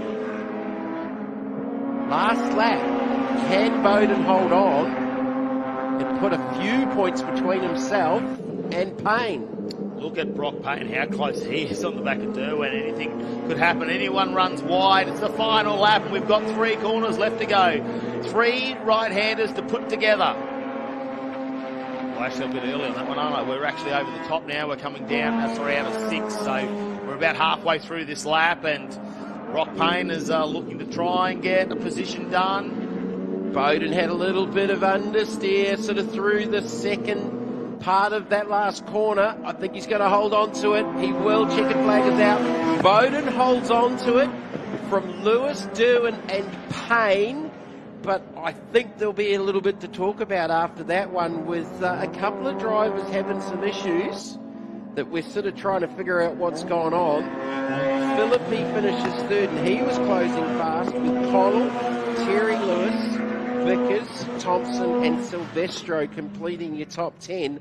2 wins from 2 starts for Boaden, but I don't think that was all plain sailing, unless it was just simply a missed gear change somewhere. Well, Jeff came this weekend with a mathematical chance of actually taking a championship win should something happen to our front 2 leaders. that has put him out of contention now this race. So he is 43 points behind Brock Payne at the moment, but 12 points behind is this man who's just won race number 2. So that's 2 from 2 this weekend. He missed out on the pole by 5 thousandths of a second. And the question is, will they be taking that car back to Canberra tonight, put it back on a hoist and clean out the clutch, because they were talking about potentially having clutch issues and that once again with a little bit of oil. So Rob Boaden, number 15, gets himself a win over Justin Lewis and Thomas Derwent. Brock Payne, we're not quite sure what happened with that little mistake, but he slid the car out wide, managed to hold on to it, only lost those 2 positions. Ed Philippi holding it nice and 5, and Jeff Connell, well, he had a moment too out in the dirt, which we think might have been his own undoing, ending up in 6th position. Terry Lewis was next. Stacey Vickers back to Thompson, Silvestro, Reeves, Hilmar, Hassan, Gala and Lack in your top 16. Another entertaining race from our Formula RX8 drivers. A bit unfortunate not to see Ivan Giardo make it back out after that mechanical issue. I'm hoping that overnight they can probably find a radiator either here, Canberra, somewhere within driving distance to get that in the car. I know they were trying everything except the egg trick, really, to stop the radiator from I did mention the egg trick. It was a sizable rock that actually went up through the grill in the front and actually made a hole there and took out the radiator. So they've tried everything they can in the limited amount of time they had, but unfortunately no spare radiators. And we've seen this before where sometimes one of the RX-8s might come to an engine issue or something like that, so they will lend them parts out of the car. Well, they're all running this weekend and we're all getting to the finish lines. Let's check out some of our Hi-Tec Oils highlights, and you can see there's a little bit of gravel starting to appear on some of the corners there as they go over the ripple strips and throw a little bit of dust and dirt. Of course, the Legend Cars Australia are not too far away. It's their Australian title as well as the end of their championship, and Ryan Pring in the 333 still leading the championship at the moment over Rob Hogan. So that's a fight we're going to watch very shortly, but let's have a look at some of these highlights from this standing still start. Ivan Giardo was the one missing from the second row of the grid there, unfortunately for him, and a big shout out. Have a look at this. Rob Boaden managed to get to the front in the turn number 1. We've seen him go side by side before, but Rob Boaden shut that down very early in turn 2. Yeah, Payne just sort of, it funnels as you get to 3, so you've sort of got to slide in behind. You're going to struggle, although Payne and Boaden did go side by side through there earlier on in the weekend. Payne looked pretty comfortable there in the second position as Connell sort of went off there. We think by his own accord, but not 100% sure. This was the surprising one. Payne went to the outside with the turn into the left-hander, just got out into the dirtier part of the racetrack, couldn't get it stopped, couldn't get it turned, lock up the rears, and it just slid out and cost him 2 positions. Just have to try and keep that under his belt. So Justin Lewis, he said, oh mate, I don't know, the car's not feeling right. Well, it felt pretty good then. He was in second place, and he's starting to catch up to him actually. Look at this, Rob Boaden, maybe a mistake or something, because he went wide there as well, and for a moment there we thought Justin Lewis was really going to challenge for first position. Boaden managed to shut that door down, and after that he started to drive away again and open that gap up to just over half a second in the end. I reckon that was a missed gear, and he was so far offline, like he was almost trying to get out of the way because he couldn't get it into gear. That was a weird one. We'll find out and see if Mel can ask the question down on pit lane with the interviews, but like it was a good close race. Derwent did a good job to hold on to third. Payne back there in the 4th position, losing a few points to Boaden, but still in control with the championship chase for Formula RX8. Well, the thing with this is we talk about the difference in points, but if you have a bad round, it might change the points in your drop round as well. So it could move a couple of people up a couple of positions and change things around in the background. So these drop rounds they have out of some of these categories really throws a mix in when it comes to the championship calculations. As you can see down there, our race winners have pulled up. 1, 2, 3. Let's head down to pit lane and catch up with them. P3, Tom Derwent, you were fastest in race 1. You've made it up to the podium, heading in the right direction. Yeah, absolutely. That was a fantastic race. Really tough. Quite hot in the car. Lost 4th gear about 4 laps from the end, but couldn't manage to get past Justin. He was just good at blocking over the top of the hill there, and Brock was breathing right down my neck the whole time. But yeah, it was a good race. And I'd like to thank while I'm here Johnny from Maria Mufflers, who's come out to crew for me this weekend. It's made a big difference. Got me going in the right direction. Great job. One very, very excited second place getter, Justin Lewis. Welcome back to the podium. It's been a long time. Yeah. So, yeah, I'm lost for words for about the first time in my life, but I'd like to thank my brother for providing me a great lease car with rotary motion this weekend. I've had nothing but problems all year, but it's finally great to be here with a great bunch of guys like Tommy Derwent, and obviously Robbie the Robber, Boaden. There was a split second there where I thought maybe you were going to end up in the top spot. Yeah, I know. Each time you get behind these guys that are pretty slick, you download the intellectual property pretty fast, and he's got a lot of that going on. He's a superstar. Well, great to see you up here. Well done. Very much. Okay. Well done. Cheers. That was hard. That clutch was getting worse and worse and worse every lap. So I felt like I was holding them up a little bit at the end there. It is hard to pass. I was just banking on that as a factor. Justin got beside me there where it slipped real bad one time and managed to hold him off there and then just sort of managed it to the end. But yeah, it's hard work when the car's not playing ball. But we'll push on. Hopefully get it fixed up and ready to go for next race tomorrow. I mean, it's hard to claw back those points in the championship, but you must have gotten a little bit excited when you saw Brock go drifting. Yeah, I thought I broke pretty deep there, and he broke even deeper than I did around the outside, and then all I saw was dirt behind me. So you got to take those. I would have struggled to hold him off just by himself with the clutch the way it was, but. It's only a few points here and there, so it's still pretty hard to get the championship, but we'll see what happens. I bet you weren't expecting to be racing against this guy. Oh, I saw a black car behind me. I just assumed Brock got back on the track and was behind me again, and then my dad was like, oh, no, it's Justin behind, so not take nothing away from Justin, though. He put me to the sword that whole race at the end there, so we'll, dig in and we'll see what we can do tomorrow. Well, 2 for 2 so far. You can't do any more than that. Exactly right. All we could do this weekend is do our own thing. The championship is going to take care of itself one way or another, and all we can do is win. So we'll see what happens. Like I said, we'll tune up the pony, and we'll be back tomorrow. Well done. Cheers, Will. Well, there you go, Rob Boaden, like we suspected, still challenging. That clutch has been really challenging for him at the moment. I mean, Brock Payne, he doesn't need to do too much, made that mistake, and we were speaking to him earlier in the weekend, weren't we, Jamie, about you can't really back off 100%. You still need to be in the fight, otherwise that's when you do start to make mistakes when you're racing at 90%. Still got plenty more action coming your way this afternoon. Next up, we've got the Legend Cars Australia after this short break.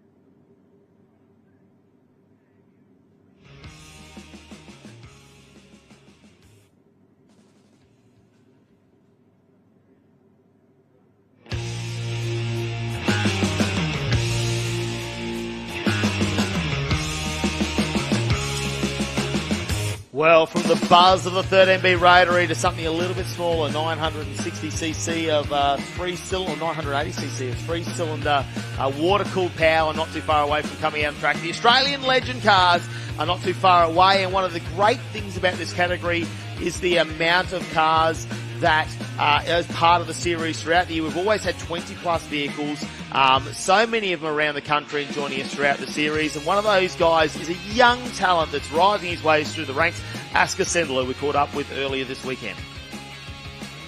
He's not even old enough to drive on the road yet, but at 15 years old, Askr Sendall, what are your first impressions of One Raceway?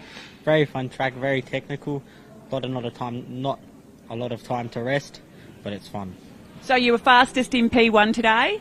Yeah, it's hard because transponders and that weren't working, but on transponders I was fastest, which is good. Gives me a bit of confidence going into the rest of the weekend. And you're no longer the youngest person in the Legends field. You've been pipped with a 14-year-old this weekend. Yeah, it's not too bad. Good that younger people are coming into the category, which is good. It's growing, which is good for Tony and the rest of the Hi-Tec Oil Super Series. So your dad was telling us an interesting story before. Apparently you decided to get yourself involved in motorsport with Dad's credit card. Yeah, I was on a call with my mate and we were talking about go-karts, and then I saw this one and then I brought it without him knowing, but wasn't too happy. But well, it looks like it was a good plan. It's working out well, yeah? Yeah, it's good. Definitely hurt his wallet a bit, but get that when we're motor racing. Oh, he's here with a big smile on his face. I'm sure he doesn't regret it at all. Have a great weekend. Thank you. You too. Yeah, it's a great father-son combination. His dad is so happy to have him in racing too. He's got a massive smile on his face. I think he just loves being down and being part of it. But yeah, it's not going to work for everybody if you just decide, yeah, I'll agree to buy a race car and I'll tell Dad later. Yeah, good, big call. I love that story. That's fantastic. Oh yeah, so he got into go-karting first, then into the Legend Cars Australia. So here we go, let's have a look at how this one's going to start out. Rob Hogan took out the first race, followed by Ryan Pring. Dylan Thomas will be on the second row with Billy Finnegan. Then it's Benny Goodrich and Abe Williams. Brendan Hourigan and Timothy Reid in the fourth row. Shane Tate and Scotty Morgan will round out the fifth row. Beautiful sunny conditions. Going to bring them down to the race start. So the second race of the weekend for Legend Cars Australia. Robert Hogan's already won the first race. Dylan Thomas doing double duty. We've seen him in Formula V's already. He's back in behind the wheel of the CXC Legend car, and we are going green here at One Raceway. Well, it's also the Australian title here this weekend, so you need to win as many races as possible as we get on board with our onboard cameras. That was the 97 of Benny Goodrich. Benny Goodrich, that's right. And have a look at Ryan Pring down the inside on Rob Hogan. He's going to attack really early in the fluoro green wheels. You can't miss the 333. He's already had an Aussie title, but now he's fighting for a championship with a slim 29-point lead over Rob Hogan. So they need to stay together on board with the young gun himself, Askr Sendall, we caught up with earlier. He's been very fast, but made a mistake in the last round, and I was down there talking to Lockie Ward, and he said, yeah, when he made that contact with Brendan Hourigan under the yellow, that bent the front bar, and it actually caused some issues, and the car wasn't turning correctly. Okay, so Sendall a little bit back through the order. He'll try and come back through this field. 10 laps to get the job done. Pring out in front, Hogan in second. Hasn't Hogan been very, very quick over the last couple of rounds? Yeah, he's managed to catch up because we saw him a little bit early in the season. He started off really well at City Motorsport Park, struggled at Morgan Park. Queensland Raceway, phenomenal. He got 4 second places there, and bit up and down when we went to the Shell V-Power Motorsport Park over in South Australia, but at Winton, he really loved that track. 3 wins out of 5 races. It was absolutely incredible. And that was really the championship fight back for Rob Hogan at that point, because Ryan Pring had a little bit of a lead coming into that race. Yeah, Hogan had a little bit of a blight on the copybook with a spin in one of the wet races at Winton, but other than that, he was very, very quick. Back on board with Askr Sendall, so Asker's back down in the 18th position. The 93 just up ahead, that should be Blake Hain, who we saw had an off earlier on in the weekend as well. There's a fair bit going on here. One off track up ahead. Might have just dropped a wheel off as Askr goes down the inside of Hain, latches onto the back bumper of the 33 of Chris Spicer now. Hasn't got that pass completed. Hain holds on to the spot.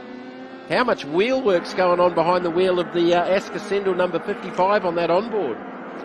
Mate, they are moving around. That's the great thing about these legend cars, is that they do slide around on the tyre. They're a handful to try and manipulate to get them turned in, because they like to slide quite a bit. They're all on the same street radial style of tyre, and yeah, look, they're just fun and exciting, really. Like, there isn't a huge amount of grip to be had. You really have to be nice on the gear, I suppose, to drive them smoothly, and there ain't much smooth about driving them. You can see the aggression that every driver has. I think you'll find people like Dylan Thomas having a fantastic time coming out of things like Formula V this weekend. He's going, mate, these things slide around and all over the place. I'm absolutely loving it. They're a lot of fun to watch, and Tony Ward, if you're listening, I'd love to have a go one day, mate. Pring holding on here from Hogan. So Aidan Williams got an outside run on Goodrich, carrying our one of our 2 onboard cameras here as we're back on board with Askr Sendall. So Haynes managed to clear Spicer. Askr Sendall, as Hayne had a little wiggle trying to get by. I think that was Coulthard just up ahead in the number 15 green and white machine. Askr Sendall may have a bit of a send here and look down the inside potentially. No, Spicer shuts it off. Well, he does. Mid-corner goes low. Has he got the exit speed to try and hold on to the spot? Yeah, nice pass. Got that job done nicely. Yeah, really good from Askr Sendall, of course. Got Lockie Ward doing a bit of driver training. As here we go, Rob Hogan now challenging, coming out of turn number 2. Is it up there? Yeah, got it done too. Got it done just by the skin of his teeth. Finnegan's right there with them. Pring with the crossover, trying to get the spot back up at turn number 6. They head downhill through 7 here on the approach to 8, breaking downhill. So Finnegan in the equation. Here comes Thomas and Aidan Williams in the 95. So we're going to have a 5-way battle coming up here very, very shortly for the lead. And Goodrich is not too far behind Aidan Williams either. You've got to love these cars, because just when you think that they've started to open up a gap and maybe there's 2 out in front, and someone's gone off there in the dust. I'm just trying to grab who. More than one. There's another one off one of the blue cars. It's going to be a little bit further. Fredo. It's going to be Hourigan. I think Brendan Hourigan might be one of those, and possibly Taves. Bond in the 39 maybe as well. It was a little bit hard to see, but there were 2 or 3 going off in that exchange. And there was so much dust around, it was really hard to figure where they were. But Hogan has the race lead. Hogan into the lead from Pring. Finnegan. Back to Thomas, who's just trying to stay with that lead 3. Aidan Williams. Goodrich. Up into the 7th position is kind of 6 Timothy Reed. So Reed having a solid run here in the second race of the weekend. Definitely Brendan Hourigan having some issues there. He has gone right back down. Dylan Thomas, you've got to watch out for Aidan Williams, who's another young gun in the field, who's made a move up on him as we get back on board with Askr Sendall back in 15th position. He's got Tate just in front of him in the budget entries, who's actually sitting 4th in the championship points at the moment, and really challenged in the last couple of races there to try and maintain the points, but just has backed off in this track format here at One Raceway. Hasn't quite been up the pointy end. Yeah, Tate's been a little bit quiet this weekend, hasn't he? Used to seeing him further up the order, racing in amongst this battle. 1st, 2nd, 3rd, 4th, 5th and 6th. Hogan has control by just 0.3 of a second over Pring. Fastest lap of the race, Aidan Williams actually in the 95. That was just eclipsed by Pring, who goes to the outside of Hogan. Down through 2 and 3. Trying to get it to stick. Hogan got the inside line as Pring just got a little bit wide and just took him out into that dirtier part of the racetrack. That was a cool exchange between those 2. Pring's just set the fastest lap of the race at a 1:07.1550. Have a look at Aidan Williams now, past Dylan Thomas into 4th position too. So he's managed to get that done. Benny Goodrich as we get on board in 6th position. Well, now it looks like Dylan Thomas has managed to get the move back, so he's actually gone back into 4th, and you can see Aidan Williams now in the green and gold machine just in front. So for race 1, it was Hogan, Pring, Thomas, Finnegan, Goodrich. For your top 5, Aidan Williams is amongst them now. And the first 3 have got some separation between themselves and these 3, so the exchange between Williams and Thomas saw them just drop back as Thomas ran wide up at the carousel. Williams took advantage of it. Goodrich with a big lift off the exit. They have just had to correct it there as Thomas is trying to stay there on the outside. Williams should get the run up the inside here into 1. No, Thomas drives back around him. Bit of experience there. The 39 in the background there of, it looks like Stuart Bond in the Tumby Tyres entry. Oh, Pring and Hogan still going at it. Hogan had a little look. Finnegan's right there with them. You can't blink here because if you make a mistake, you're going to get jumped upon. A little bit of a momentum gain there for Pring out in front. Back on board with Goodrich. Williams. Thomas dropped the wheel off that time. Williams goes to the outside at 8. Goodrich couldn't take advantage of it. And they're all running over each other for 4th, 5th and 6th. You couldn't get any closer than that. Be careful you don't hook on the back bar. We've seen it before where they get intertwined. I mean, Dylan Thomas went off the track before. Goodrich didn't know which car he was going to follow. And have a look, he's going to try and go around the outside, get that slingshot. Dylan Thomas again goes wide. He's really struggling with this sequence of corners here at the back end of the track. And look at him drop right back now. So Aidan Williams and Benny Goodrich, they team up and they use a little bit of shake and bake to go by. Yeah, I don't think that TA2 line's sort of really working for Dylan there as Pring runs wide. He's out in the marbles. Hogan's going to get alongside again. And Billy Finnegan's going, well, hang on, which part of the racetrack can I go to? In a bad Irish accent. Look at the slide from there from Ryan Pring. He grabbed a little bit of curve and the 333 just slides in front of Rob Hogan and the battle is on for first position. This is fantastic racing from the Legend Cars Australia. Billy Finnegan, well, he's the Irish import. Can he get an Australian title? Because he's been knocking on the door. He was 4th in the last race, potentially a 3rd position at this point. But these two battling it out, anything could happen. Comes up the inside. Pring gets a nice run in the 333. Hogan has to go back to the section. Now Billy Finnegan comes up just alongside the rear. He's going to take a different line into here. And we'll get on board now with Askr Sendall further down the pack. So he's back. Where is Sendall? He is in the 14th position, and he's in a big battle group here.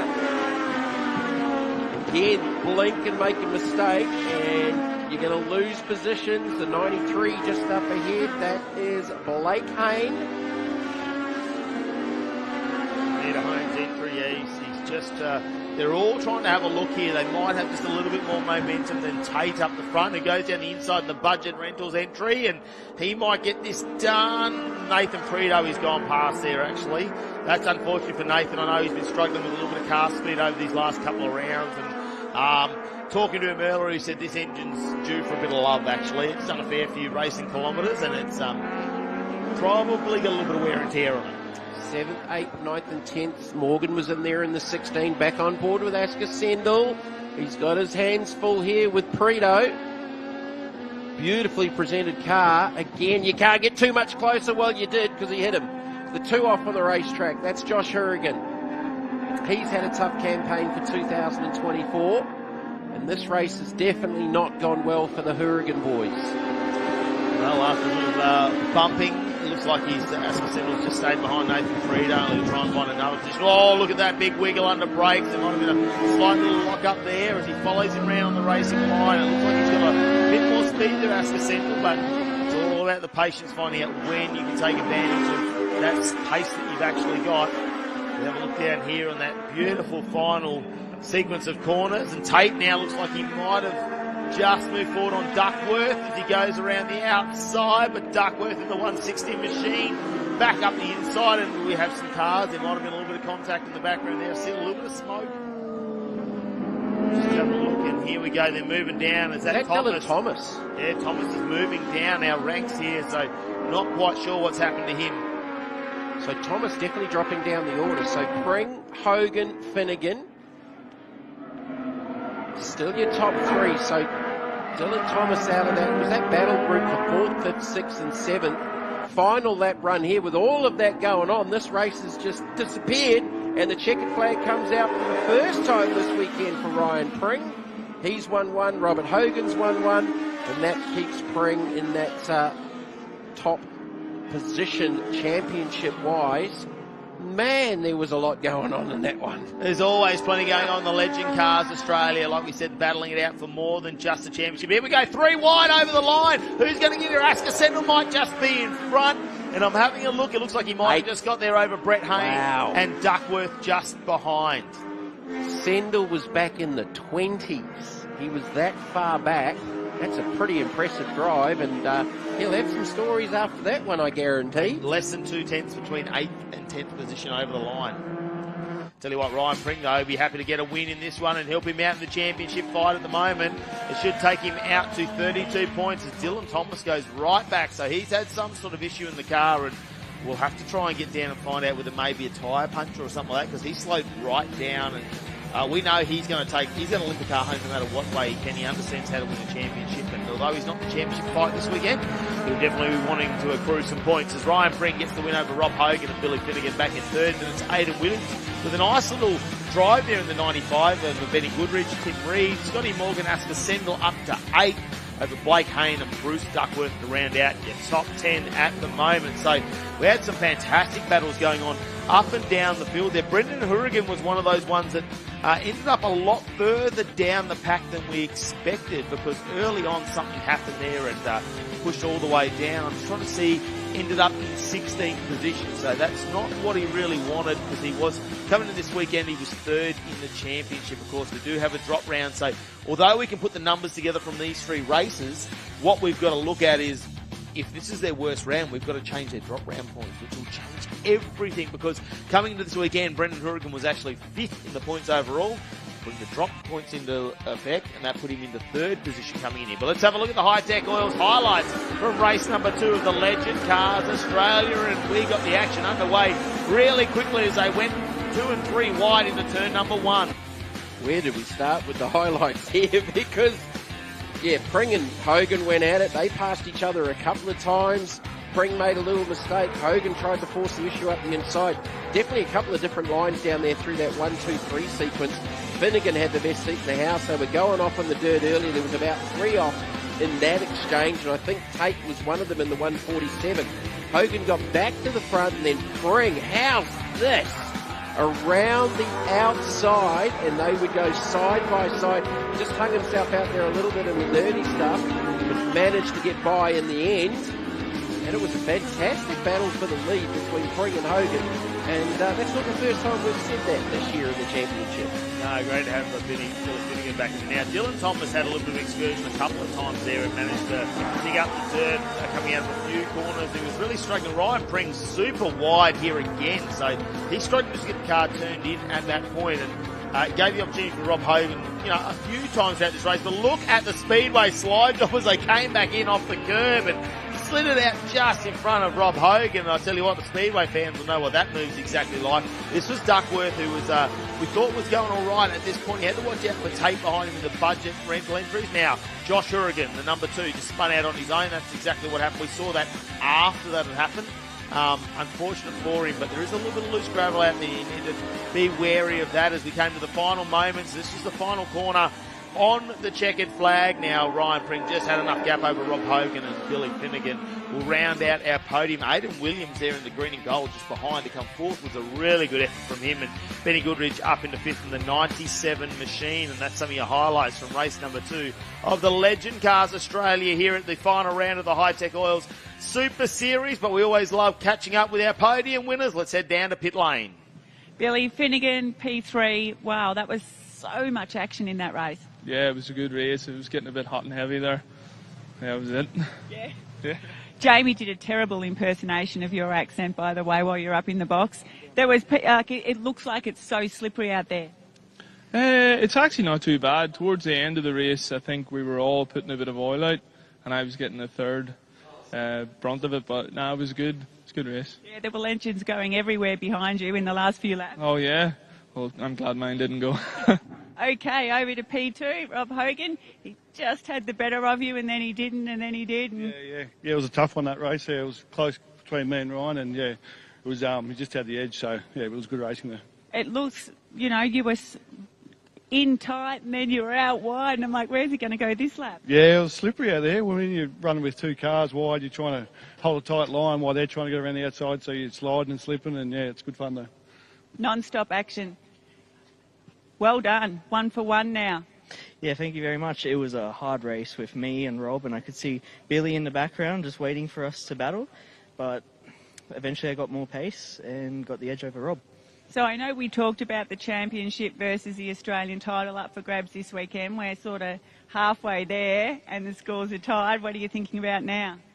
I'm thinking about going for the championship and the Aussie title. Brilliant answer. Well done.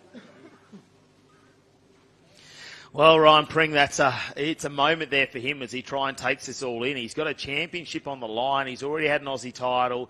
Only 19 years of age. He's an apprentice mechanic, actually, out of Canberra, so he's not too far away. In fact, I found out last round he lives in the same street as me, so he's just literally in the same street. Literally in the same street. So he's got a lot to play for this weekend. At the moment, he's got equal points this weekend with Rob Hogan when it comes to the Aussie title, but he'll come out of that race at the moment with the drop rounds the way they sit, 32 points in front. So there are going to be a lot of calculators in the background. Tony Ward's going to be super busy.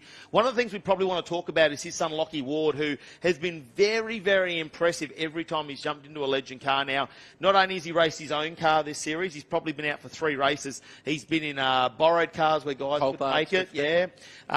But super fast. This year he's actually going to contend the world legend titles over in the USA, which is going to have over probably around 150 cars down there competing there for that weekend. It's going to be super impressive. The only Aussie to go over, but it's to try and set up so that every year we can take more and more Australians over to take part in this. We might find out more about that as we head down to pit lane. Okay, here with Dean Crook. You won the first race, starting pole for this one, obviously. Let's talk about that first. Yeah, I really didn't expect to win that race. I think Damon had pace over me, but I felt really good in that one. So he made a mistake and made it pretty easy for me, and here we are. And just how much of a factor does the slipstream play here in these hypercars? It's still huge. It's nothing like the big tracks like the Bend, but on this track it becomes almost our only passing opportunity because there's almost no braking zones for us here because of the speed of the corners. So it's key. So you and your dad build these really cool looking cars. Have you got some more coming for next year? Absolutely, yeah. So our field's set to be at 20 cars for round 1 next year. We're building them constantly. We've got cars on the way to America at the moment, so heaps, flat out. Doesn't sound like you'll be getting any sleep between now and then. No. Okay, have a good one. Thank you.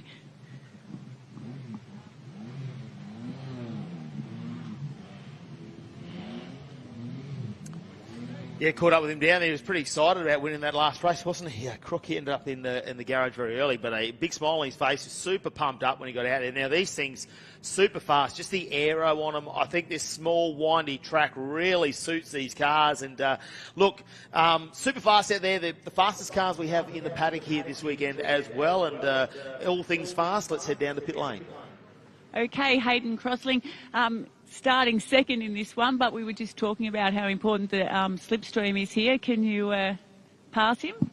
The slipstream's actually huge, so if I can get a good run into the straight, then hopefully I can get close enough, but we'll just take it as it comes. And are these cars physical here? Everybody seems to be getting really tired and just saying there's no reprieve on this track. How physical are these cars?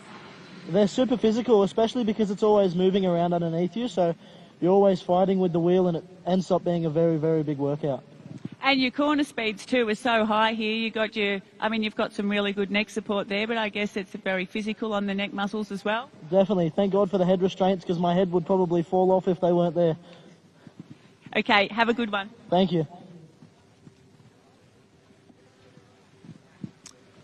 Yeah, hard to get in there really and have a chat with some of these drivers. I mean, they're getting prepared to come out in the Australian Drivers' Championship. They've got 12 laps to do this afternoon. The temperatures probably aren't too bad, in fact, because the air's nice and cool at the moment, although the sun's beating down. So drivers aren't super uncomfortable out there at the moment. As you can see them waiting to get this race underway, let's head back down to pit lane. Okay, Nico French, starting P3 this time, 1 row further up than last time. What have you got? Look, I'm surrounded by some very fast drivers. Hayden in front of me is a Ferrari driver, Tech Academy graduate, and the guys behind me, Damon Sterling, he's a championship leader. So, I mean, this should be a very exciting race to watch. Make a good racing car driver with all those excuses. Look, I try. I'm just here to have fun. Should be good. I mean, you must be super excited. I know you're involved with the series as well and, putting on a brilliant show this weekend, and it sounds like next year's looking pretty fantastic as well. Oh, look, we are all so excited to bring the Australian Drivers' Championship back, to have it in such an affordable, accessible and competitive manner with spec series cars. I mean, it's great racing to watch, it's great racing to be a part of, and we're really hoping to see more of the karting and the youth coming up, looking to use this as a career step in Australia. I mean, we're having a ball at the moment, we're seeing a lot of interest. It's been really good and it's only uphill from here. Yep, okay, have a good race. Thank you. Thank you very much. Okay, we'll head down to, starting in P4 today, Luke, second row. How's your championship been this year? It's been not too bad. I've had a couple of rounds I've not been able to attend, so I've been picking and choosing the tracks that I haven't done before, like Tail and Bend in here, so yeah, it's a good round to finish on. I'm tipping you're a tall person because I can see compared to everyone else I've spoken to, your head's sitting well above and your knees are right up there, not much space in this little car. No, definitely not. Yeah, definitely one of the taller guys in the category, as you can tell, but I just think I'll maybe get a better view of the track. And so what do you think of One Raceway? Oh, it's great. It's intense racing. There's not much of a break. So, yeah, I think it provides good close racing, and we'll see how we go with this one. Thank you.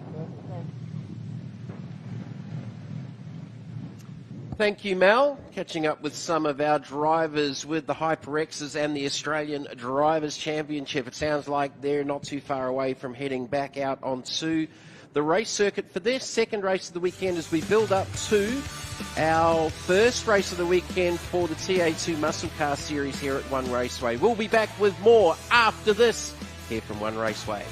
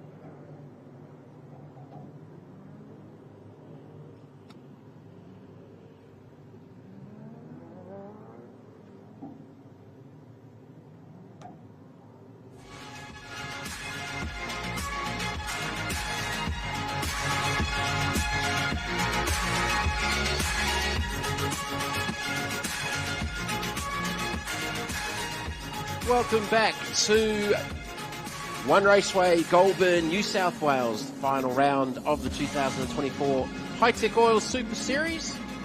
We have the Australian Drivers' Championship back out on track over 12 laps for the second race of the weekend as we build up to the big one this afternoon, the first race for the TFH Hire TA2 Muscle Car Series, framed by Hi-Tec Steel Framing.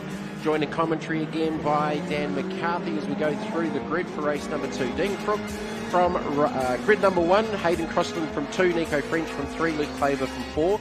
Damon Sturley will be one to watch from grid position 5, the championship leader, going back to Lucas Stasi, Hamish Leighton and the rest of this field. As we go to green here quickly, Dan, anything to report in between races 1 and 2? It looked like, as you say, Sterling had the pace, but a botched gear change just couldn't quite get it down through the gearbox. Cost him. He spun out and recovered from the back of the field to finish 5th. So look out for him on the inside of the 3rd row. As we go green here over 12 laps, Australian Drivers' Championship Race 2, Suzuki Hayabusa Power, all running on the same Hankook tyre. And again, I just still can't get my head around as they're trying to go 3 wide down through 1 and 2. I still can't get my head around the fact that they are limited to just 3 sets of these tyres over the entire distance of the championship. So you can pick and choose when you want to go to a brand new tyre at any given time and part of the championship. Do we know if any of the guys have decided to bring out new rubber for this round? There's been a tyre or 2, but not sets. So, yeah, very, very few. A lot through their final set on the cars at the bend because it was such a high-loaded, different circuit. This is almost polishing the tyre surface off. They were showing me. It's just making them really silky smooth. But I noticed in the first sequence of corners, Claver has moved up to position number 3, past Nico French. In the middle sector is a really nicely executed move. And just behind them is Sterling. Beyond that, Stasi and Leighton come across the line in 6th and 7th. Then Smith, Treptow and Kuhn rounding out the field. Or a mistake, running a little bit wide. Oh, maybe that was just a different line there, but I think he would have tried to have got the apex there of turn number 3, did Claver. And it was at turn number 4 where he made the move to take that place 1 lap ago. So certainly with the tyres and what you're talking about with wear, so there's a little or no tyre deg for the particular tyre in these cars at One Raceway, and with that wear pattern, it's obviously not so much of an issue as to say some of the bigger, heavier cars, which is again more about that loading more than anything else. Yeah, absolutely. And coming under increasing pressure. Oh, French, a big twitch as he turned in to turn number 12. The back end was not settled at all, and he runs wide. He loses the place to Sterling. And the momentum that he lost onto pit straight, I don't think we'll see him lose another place, but he certainly lost a lot of momentum. Stasi in the 34, I spoke to him after race number 1. I said, we dropped back late on in that race. What was wrong with the setup? And he said, yeah, the car just didn't handle well at all. He's hoping that the track's going to come to him. He said, I didn't make too much setup tweaks. It was good yesterday, just not this morning. So he's left it as it is, hoping the track will come to him rather than him trying to find the setup. Damon Sterling's been on the edge here. He's had a couple of little moments where he's just dropped a wheel off here and there, got a curb, and it happened there again too. So, yeah, lots going on in this race with Crook pretty comfortably out in front by 1.3 seconds over Crossland. Claver 3rd, Sterling 4th.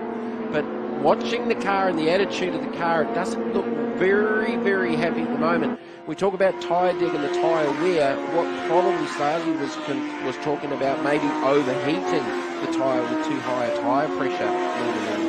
They said that's just not an issue with these. Even with these, okay. Yeah, just because of how light they are, as Leighton has a look to the inside. No, they said the operating sort of temperature of these tyres is 90 degrees Celsius. At the end of the races, they're not even getting anywhere near 90 degrees Celsius. So no, it's certainly not overheating an issue with these. If anything, potentially it could be the other way around, trying to get some temperature in some tyres. So Crook is your race leader by a second, so Crossland's taken a little bit of time out of him. Nico French has gone purple to the 1st sector. Crossland's just topped the 2nd sector. Fastest lap of the race, Sterling with a 56.23. Crossland reset the track record in race number 1 at a 55.42. Crossland loves the car to come on strong late on in the race, so watch for Crossland, and just as I say, it sets the fastest lap of the race, just a 10th faster than the leader as we look to what is happening on our screens, because Leighton is lining it up the inside of young Lucas Stasi and makes that move stick. So the former go-kart ace moving up the field into the top 6 now of this particular race. We look at Sterling, who, despite moving up to third, is not quite gaining at the rate I expected him to on the two ahead. He just had another moment there with a big twitch and a correction to try and get the things, so maybe just battling a little bit of understeer. I thought with that battle between Leighton and Stasi, again, likewise, Leighton, I thought, had a little bit of mid-corner understeer, but he still had enough exit speed to be able to get the position as Stasi in turn had run a little bit wide. Gap has closed between Crook and Crossland. Crossland resets the fastest lap again and goes 55.58, so he's only a tenth off his track record in race number 1. Crook went through at a 56.10, the gap down to 7/10 of a second with Sterling in third. And he's really fighting that number 26 machine ahead of Nico French, Claver and Leighton. Crossland has come on so strong these last few rounds. He hadn't taken a win until round 3. Took a win at Winton, got the duck off his back. He won a race in round 4 at the Bend, won a race at Calder as well last time out. So he's looking to get his 4th victory in the books this weekend. We've spoken a bit about him. It was mentioned by Nico French that he's part of the Ferrari Junior Academy. So he's a real talented youngster. First time in the series this year, and he's taking it to the likes of the reigning champions in Damon Sterling, the former champions in Dean Crook, who's leading the way at the moment. So I'm sure he'll be looking forward to next year, because I'm sure he'll be wanting to mount a championship charge. Crossland just took another 2 tenths out of the race leaders lead, the gap down to 0.5. It's less than that now, even as they work their way up through the top part of the circuit. 5, 6 and 7. The run back down the hill to 7 and 8. It's through 7 there. On the brakes, biggest brake application down here in the left-hander at the fish hook. Got a lot of flames, haven't you, in the downturn? Flames is cool. We like flames. There's nothing to take away about that. That's pretty cool. Crossland still with the fastest lap of the race of a 55.58. Oh, mistake. A mistake on turning there. The car turned left and it wouldn't come back to the right for Crossland. He's lost a ton of time. I reckon that margin's at least doubled as he comes across the line. It was half a second. It's blown out to 1.3 seconds. Just as he was applying the pressure, it was he that made the unforced error. Just in the dirty air, I think the car was a little bit more unsettled in the left-handed kink, and he couldn't settle it for the right-hander. Yes, he's closing the gap to second. Damon Sterling's just gone 55.47. Let's have a look at this replay with Crossland. Oh, you could see the wheel work. Yeah, it just snapped. And he just had to run long in the corner and get out of the brake, open the wheel up to get it turned and stop it from rotating. But while that was happening, Damon Sterling has just gone 55.47, only 5/100ths off Crossland's lap record in the previous race. And he's gone purple, purple, purple, sectors 1, 2 and 3. And he's up in purple for sectors 1 and 2 on this lap as well. We could see a new lap record here very, very shortly as we go back to our leader, Dean Crook, controlling things out in front. And a 55.1840 from Sterling, who was really struggling in the early laps as Leighton and the 77 of Claver exchange position. But a 55.1820 for Damon Sterling for a new lap record. Yeah, mighty, mighty fine lap that one. And look, he is now caught up to Crossland. I spoke to Sterling, who had an off in the first race. I said, how long does it take for the tyres to clean up in these cars? He said, mate, it's at least a lap. It takes an absolute age. Remember, Crossland went off here a couple of laps ago. I still don't think the tyres are quite where he wants them. He's now nearly 3.5 seconds back from the leader, and he's coming under relentless pressure now from Sterling. This is going to be the fight in the final 3 laps. Sterling's got to run. Is he going to move to the inside? No. Crossland blocks that one off, and he fires around the outside. He's looking for the switchback, the cutback at turn number 3 on the run. Up the hill, looking left, looking right. He can't find a way through at the moment. This is good racing, though, from these 2 youngsters, 2 future open-wheel stars, doing battle at the top end of the course here at One Raceway as they head back down the hill now. The biggest braking opportunity is here. Is it an overtaking opportunity? No. Crossland defends that one off. So Sterling has gone from struggling with the car early to being very, very strong, whereas Crossland, that lap speed has just disappeared in the last 2 laps, and Crook is extended by another second. He's out to 4 seconds over this battle group with just a couple of laps left to go. There's the race leader charging down into turn number 1. Crossland running right down the inside of the track. Sterling's got nowhere to go. He's going to have to look to the outside again, looking for that cut back. Crossland, if he runs wide, he's going to be vulnerable here. A little twitch there from Crossland again. Sterling trying to stay with him. Crossland's got no lap speed. He's got no turn in either, as Sterling's going to drive around the outside of him and does get that second position. That was a cool exchange, and it was coming. You knew that was going to happen. Yeah, what happened there was he forced Crossland. He got a great run out of turn 3, looked up the inside. Crossland couldn't close the door. It was too late. Sterling was there. But we've seen today, haven't we, if you're that car width wide at turn 4, you've got no grip, you've got no traction, and he was just trying to fight the thing and keep it on the road at that point and had to relinquish that second position. He had no other option. The thing is, though, the fight between those two has allowed Nico French to catch up. He finished 3rd in the race earlier on today, and he's looking for another top 3 position in this one. He has quickly caught those two, but we are on the final lap of the race. He's not going to make it stick at turn 4. He's miles too far back on this occasion. But there will be overtaking opportunities in the final half of this lap. Turn 8's one of them. And then, of course, the final sequence of corners, turns 11, 12 and 13 as well. Well, all those exchanges in behind, Dean Crook's sort of basically got the arm out the, well, it's not so much of a window in these cars, but up on the edge of the cockpit, because he's just cruised to victory here. He's got just under a 4-second advantage over Sterling, who's got back on the gas. Crossland's actually managed to stay with him here, but he's working a lot harder on the wheel to try and keep with him. So Dean Crook's going to take 2 wins from 2 starts. He'll be even happy. We thought he was happy after race number 1. He's going to be even happier now with a 2.3 second advantage. He cruised to the finish line in that one from Sterling, recovering after being off in race number 1. Crossland, French, Leighton, Claver, Trechtel, Smith and Kuhn. That was a pretty cool race to watch. I enjoyed that. Yeah, I thoroughly enjoyed that one as well. But look at all the PB laps that came in at the end of that one. Crossland, French, Leighton, Claver, all set PBs late on in that race as they were trying to keep on the tail of Damon Sterling in that one. But Leighton finishing position number 5 ahead of Claver in that one. And we completely missed because of all the excitement that Stasi came into the pits midway through that race. Okay, so we did lose one at the end. Dean Crook taking the victory, 2.3 seconds ahead of Damon Sterling. Sterling with a new lap record, 55.1820. Hayden Crossland in 3rd, Nico French 4th, followed by Hamish Leighton, Luke Claver, Bastian Treptel, Bradley Smith, Harvey Kuhn, and Lucas Stasi, unfortunately, what looked to be a DNF in race number 2. They come back down onto pit lane. We'll look forward to some highlights very, very shortly, but let's talk about the lap record. Crossland was impressive in race number 1 with a 55.42. Sterling's just destroyed that with a 55.1820.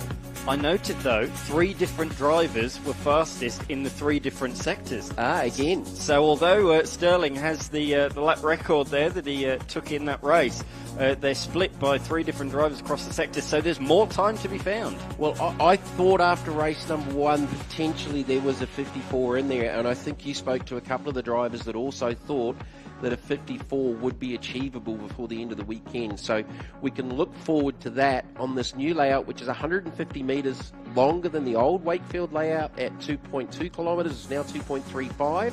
And we've talked about Brad Shields. The fastest lap that I could see was a 53.06 in what I understand to be an Evo Time Attack car.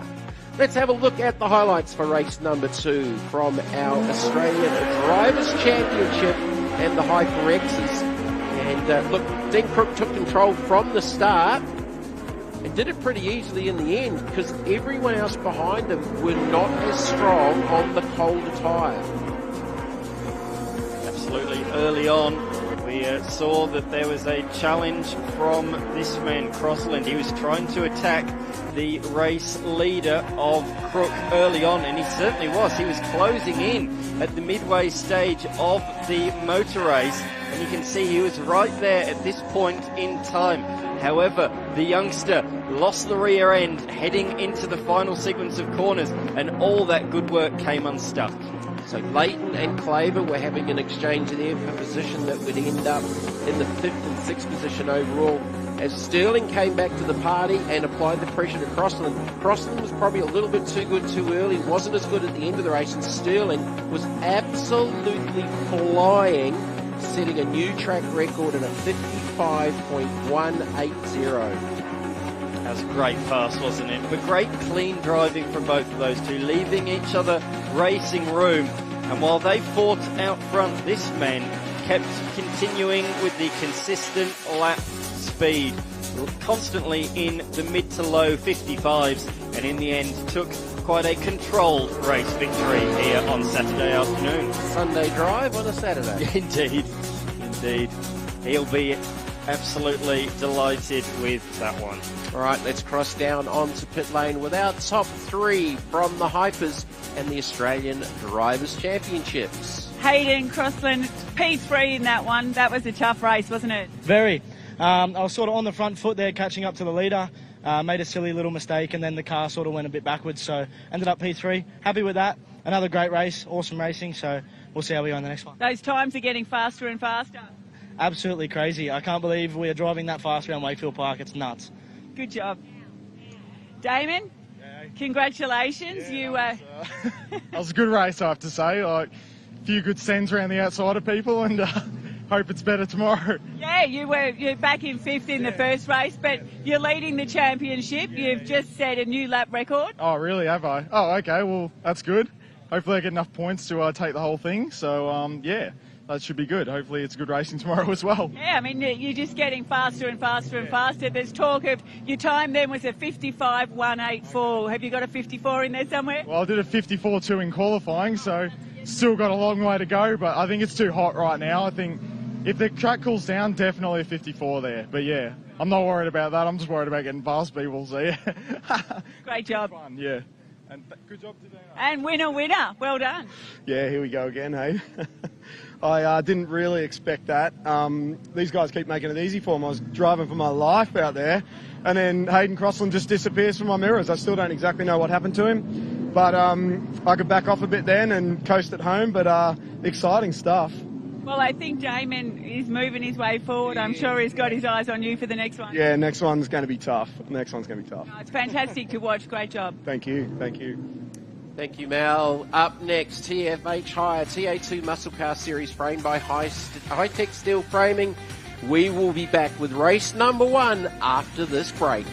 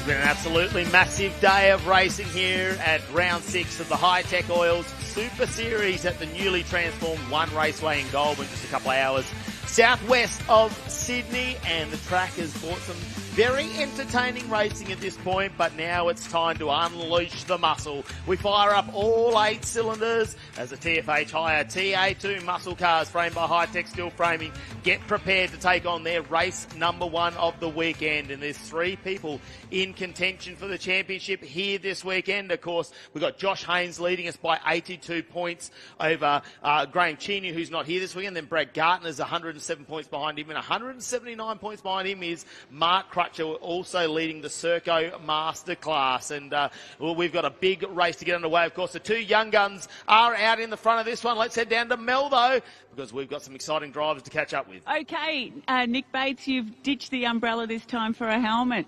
Yeah, Cam stepped out of the car and offered me a drive, which I couldn't really knock back. So thanks to Cam, thanks to the category for giving me this chance. They got some stuff they want to test on the car and on the, I won't say the crash test dummy, but the test dummy. So I'll just drive it around and bring it home for him. You got your eyes on your son up there? He's a fair way up the road, but we did have a discussion about if we met on the track what might happen. So hopefully it doesn't. Have a good one. We'll be watching. Yep, for sure, yeah. Over to you, Matty. Zach Lachelpo out of number 4 makes his return to the TA2 grid for the first time since the first round of this year. Zach, what a sensational qualifying effort. Can you believe P4 for your second run this year? Yeah, it's been great. I can't ask for much more, to be honest. Honestly, we come into this round with no expectations. We just thought we'll just get the car out of the garage. They had that, there's about, I don't know, 6 mil of dust on top of the car. But like, oh well, give it a shot, see how we go, no expectations, and qualify 4th. Yeah, it's an awesome job. Thanks to the team. The team's done a great job. I can't really ask for much more. Go well, my friend. Who have you got, Mel? Michael Coulter, you're looking a little bit more relaxed than you were yesterday. Yeah, having a bit of a break out of that top 8 shootout's been great, but yeah, the Terps Mustang has been a jet most of the year, but yeah, just can't seem to get it right for so far this weekend. So we threw everything at it, and we'll see what we can do in this run. And you've got a special mention? Yeah, just want to say hi to Pa and Brett back at home. Fantastic. Have a good race. Back to you, Matty. Hayden Jackson out of the 6th position. Hayden, you've had a really difficult this year.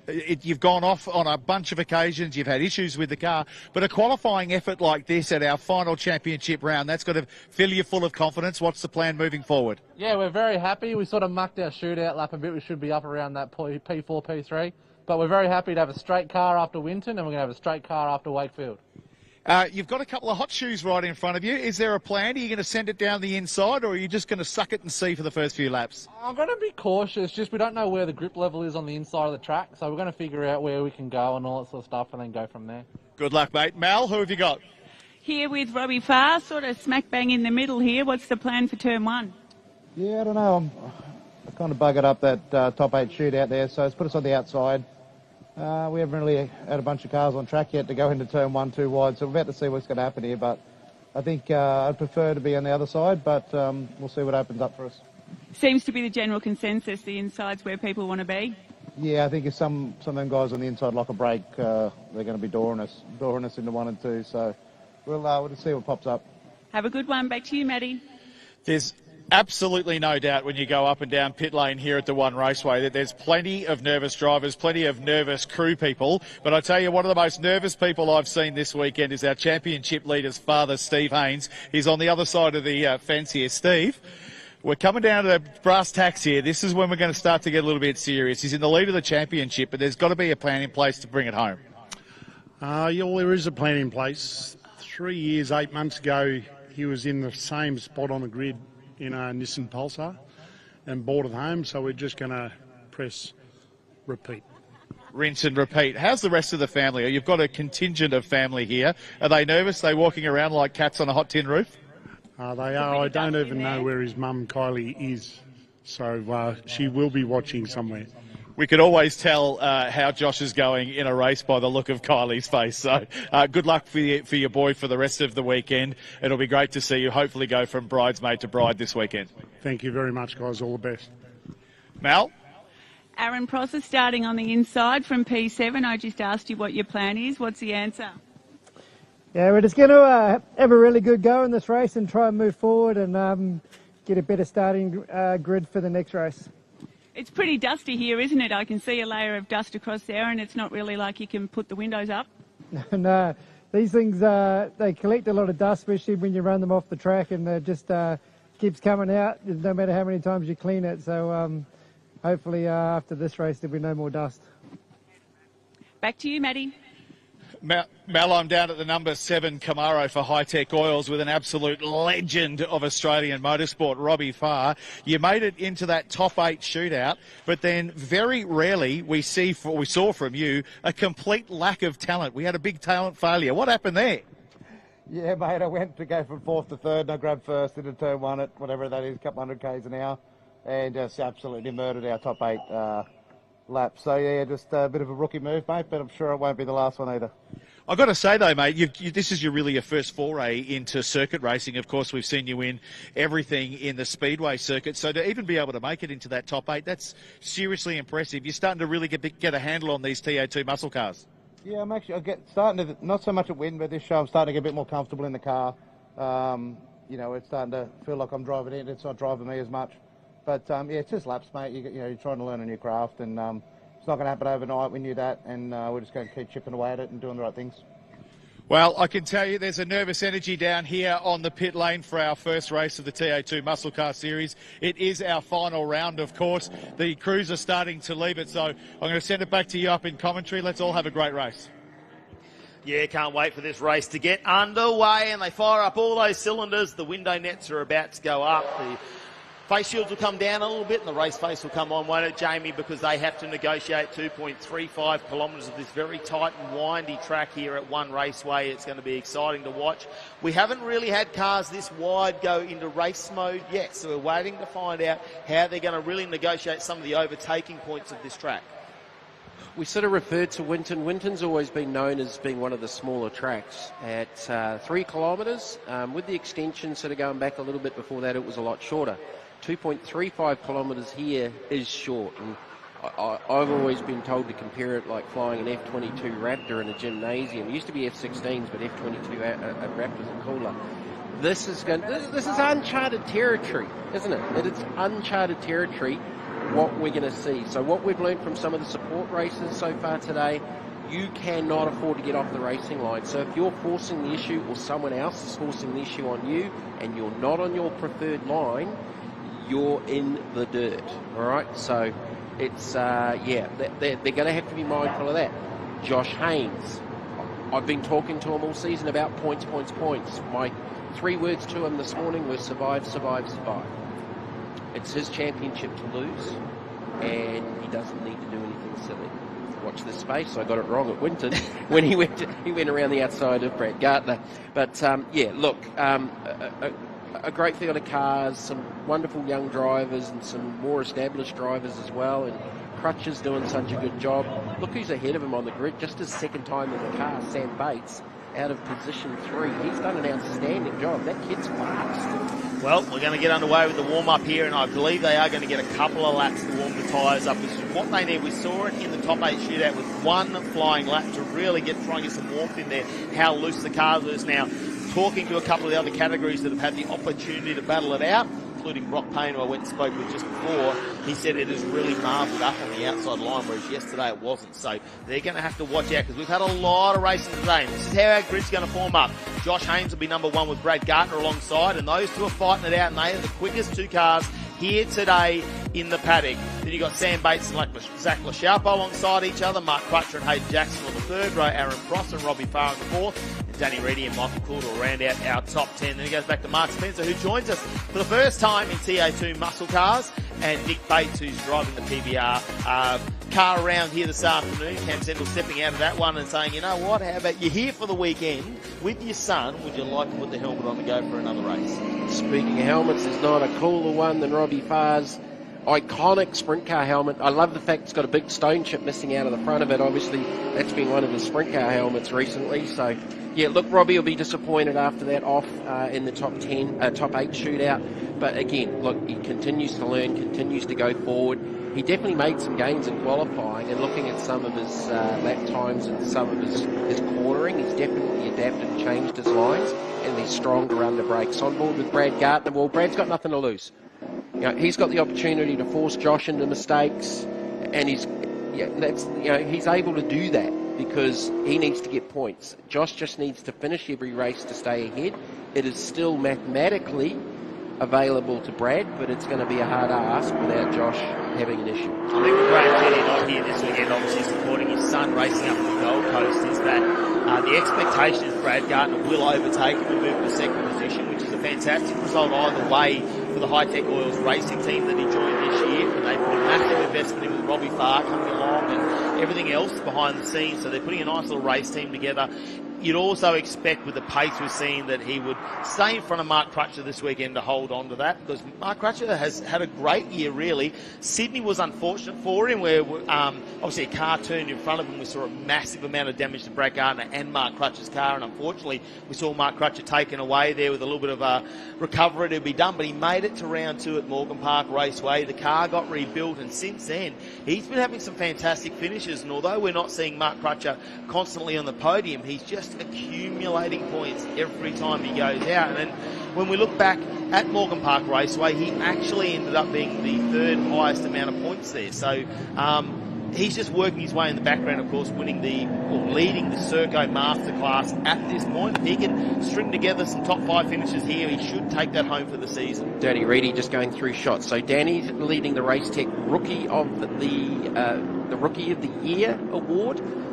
So he's up, and he's done a good job this weekend as well. I watched some of his lines here in practice yesterday, and he was one of the drivers that had got this last sequence sorted out with more of a sprint car line that he and Robbie and some of and Gartner definitely having some sprint car experience got their heads around. Haynes has been doing the same thing. It's a very, very different line from here, where they narrow up right at about that point up against the curb to try and straighten up the transition down onto the front straight.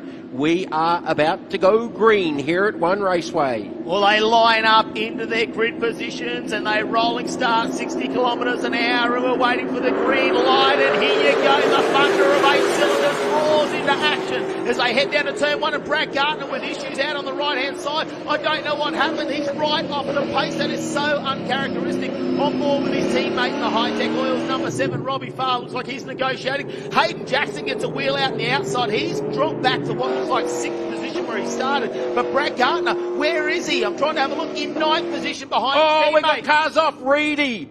Pross is in there as well, as Gartner was trying to recover, whether it's missed gears or he couldn't get gears or something. But out of all of that, in the first half of the lap, we've got Farr involved. Reedy was definitely in there. Prosser. I'm not too sure how much damage any of them are carrying.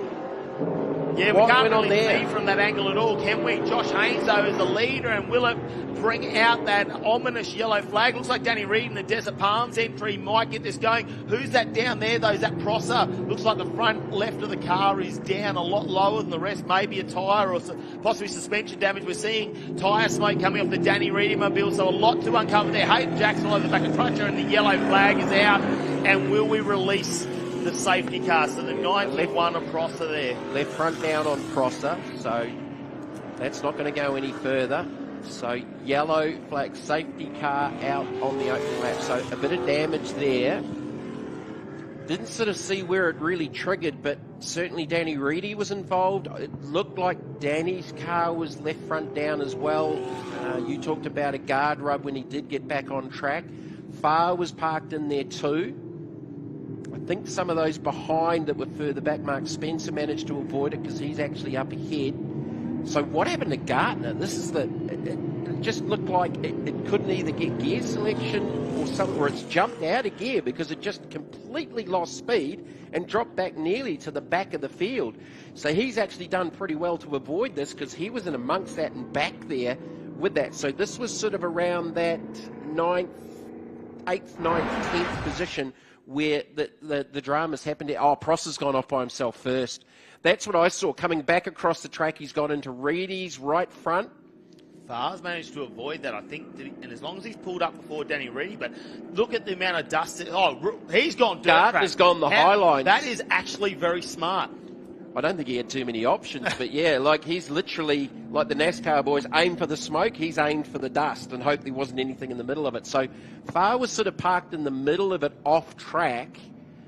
He's got back up and running by the looks of it, but yeah, by the looks of it, that Pross has dropped a wheel off. It's fired him back across to the left and collected Reedy. Down on pit lane, let's catch up and try and figure out what's happened here. Well, Max Vidot, we're used to seeing you in the Hi-Tec Oils development supercar, Super 2 car, but now you're running a bunch of these Hi-Tec Camaros, and that was not the start that you were looking for in this race. Yeah, we showed great pace in the qualifying session. Unfortunately, didn't quite put it together in the shootout, which happens, but yeah, just went into turn one. Brad said he couldn't quite grab second gear, so not sure exactly what's going on there. The box got freshened up before we came here, so bit odd, but we'll look into it afterwards. And then obviously Fari was caught up in the dust storm, so unfortunately brand new track, a lot of dirt around. It's going to happen. So what do you say down the radio now to Brad, who really needed to have a really strong finish to be even within a chance of taking the championship? Straight off the line, he's back to about 7th or 8th position, maybe 9th position. How do you manage him from here? Yeah, so the pace we showed in the first quali session this morning, we had 9/10 on him, so we may be a long way back. I know Brad can cut through some traffic, so all we're going to do is eyes forwards and see how many we can get to. And, yeah, if we can get to Hainsey, that's pretty cool. We'll head further down the lane to Mel. Excited, nervous, worried looking mother Kylie of Josh Haynes, but everything's going well so far. I've spent most of the day in the car out the back, but came out for the start to just see over the fence. No, I'm excited for him. It's been a journey. He works hard. He's a good kid. And I just hope today and the weekend is a good one. Yeah. So you've got the whole family, all the locals up here tomorrow, his 3 older sisters. It's looking like it's going to be a big day. Yeah, we've had a few people come today and then a lot more people coming tomorrow, family from the North Coast, South Coast. It's been nice that it's close to home. Well, hopefully it all ends up with big smiles instead of frowns. Yes, I know. I'm trying. Heart's going. Well done. Thank you. Back to you guys. Yeah, I think Kylie there just trying to hide a few of the tears of nervousness there with the sunglasses on. I mean, it's a big weekend. He's been runner-up twice before. He's been so close. I was just looking at lovely pair of earrings, because usually when we see Kylie, she's got her hands up alongside her head going, oh, what just happened there? She's very nervous. That's usually the shot we get of Kylie on the coverage with TA2 and the young guy, Josh Haynes. But, yeah, there was a bit going on there, and Josh was ahead of that, so that's a good thing. Well, Chris Pither and his crew are going to have a little bit of work to do on the Aaron Prosser car when that gets back. Obviously, it looks like that's a tyre gone down, but yeah, come off into the dirt. Hopefully, these cars are fairly modular, easy to replace parts on. It might only be something in the steering as well, if it's got bent or something, but they'll turn that car around overnight for sure to get Aaron Prosser back out there, because he's been quite quick. We looked at him at Winton and he was in the top 5 there as well. Let's have another look at the replay here as it all unfolds. As he goes wide, the 91, he's 4 wheels pretty much off the dirt. Danny Reedy, he just didn't know that was coming. Robbie, did he get any contact? He might have just nudged into the door of Danny's car, but I don't think that's done too much damage. Yeah, Prosser's just run wide, and as he's come back across the track, so there's the damage to the left front, and just cannoned into the right front corner of Danny Reedy in the Desert Palms Camaro, who would have known not a lot about that. That was like, seriously, and how far off the racetrack was Gartner? Well, the onboard shot from Brad, and he's just reacted straight away and ploughed through the dirt, so hopefully it hasn't damaged the front splitter on the car. This is on board with Robbie, so he was only 2 cars behind this. He's already thrown out the anchors. He manages to miss Prosser, and just a little nudge. I'm going to say that's a friendly nudge, but just not a little too much nudge there. Managed to get in reverse and get the car out as he starts it back up. There's a lot to unfold throughout that. That's going to be interesting, though, because it's going to change up where everybody is. Listen, Brad Gardner very fast at the back. Let's head down to pit lane. Hey boys, I've got the crew chief Aaron Prosser with me, Chris Pither. That is not the way you wanted to start the weekend. What's he said down the radio? Not a whole lot, to be honest. Yeah, obviously not not an ideal start to the first race of the weekend.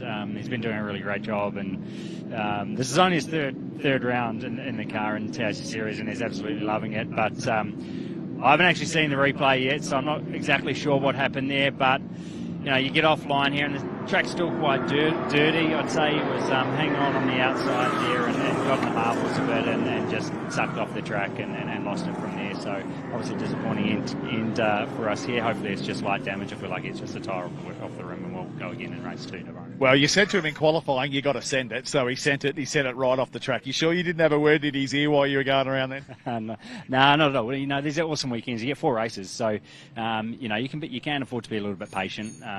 And he would have just been trying to hold his position there, but unfortunately on the dirty side of the track, he ran wide. The tyres are cold, and it's caught him out on this occasion. But we live and learn, and we'll go again tomorrow. Hopefully we'll get him back. Back to you, boys. Cheers. Oh, yes, they'll have plenty of time to repair that car overnight, and like you say, fairly modular. And someone down there in the pits who's got a fair bit to do with race cars and helping Aaron Prosser out as he negotiates his way into the TA2 family and the TA2 racing out there. Now, let's have a look at how this has all unfolded, because we're having a look. Danny Reedy's gone into the pits. Not quite sure if that's sustained too much damage, but Brad Gartner back in 8th position behind Nick Bates, so he's got a fair bit of work to do there, and it would be a mountain to climb if we get back up behind Josh Haynes. Michael Coulter's gone from 10th position to 6th already. Hayden Jackson up a position to 5th. Crutches in 4th. Zach Lachaupo, though, will start off the 3rd position on this restart. Sam Bates got a very, very good start. Obviously took advantage of Gartner not being able to get second off the restart as the Hyundai i30 safety car disappears away. Back on board with Robbie, so the lights are out. We should go green this time for a restart. Well, this time Josh Haynes, the man of steel, will have to calm the nerves as he is going to lead this pack of muscle cars away to restart this race here. A yellow on lap number 1. And look at the line as he'll try and get himself lined up. He'll get the opportunity to start somewhere from here onwards. It really comes down to him as the lead driver, waiting for the lights to go out. And we're listening for it, for all 8 cylinders to fire. And when will the 37 put the pedal to the metal? They're lined up. Sam Bates, here we go. A little bit of a gap opens up for Josh Haynes. Sam Bates has nothing in this championship. His second time when we raced with the TA2 muscle car ranks.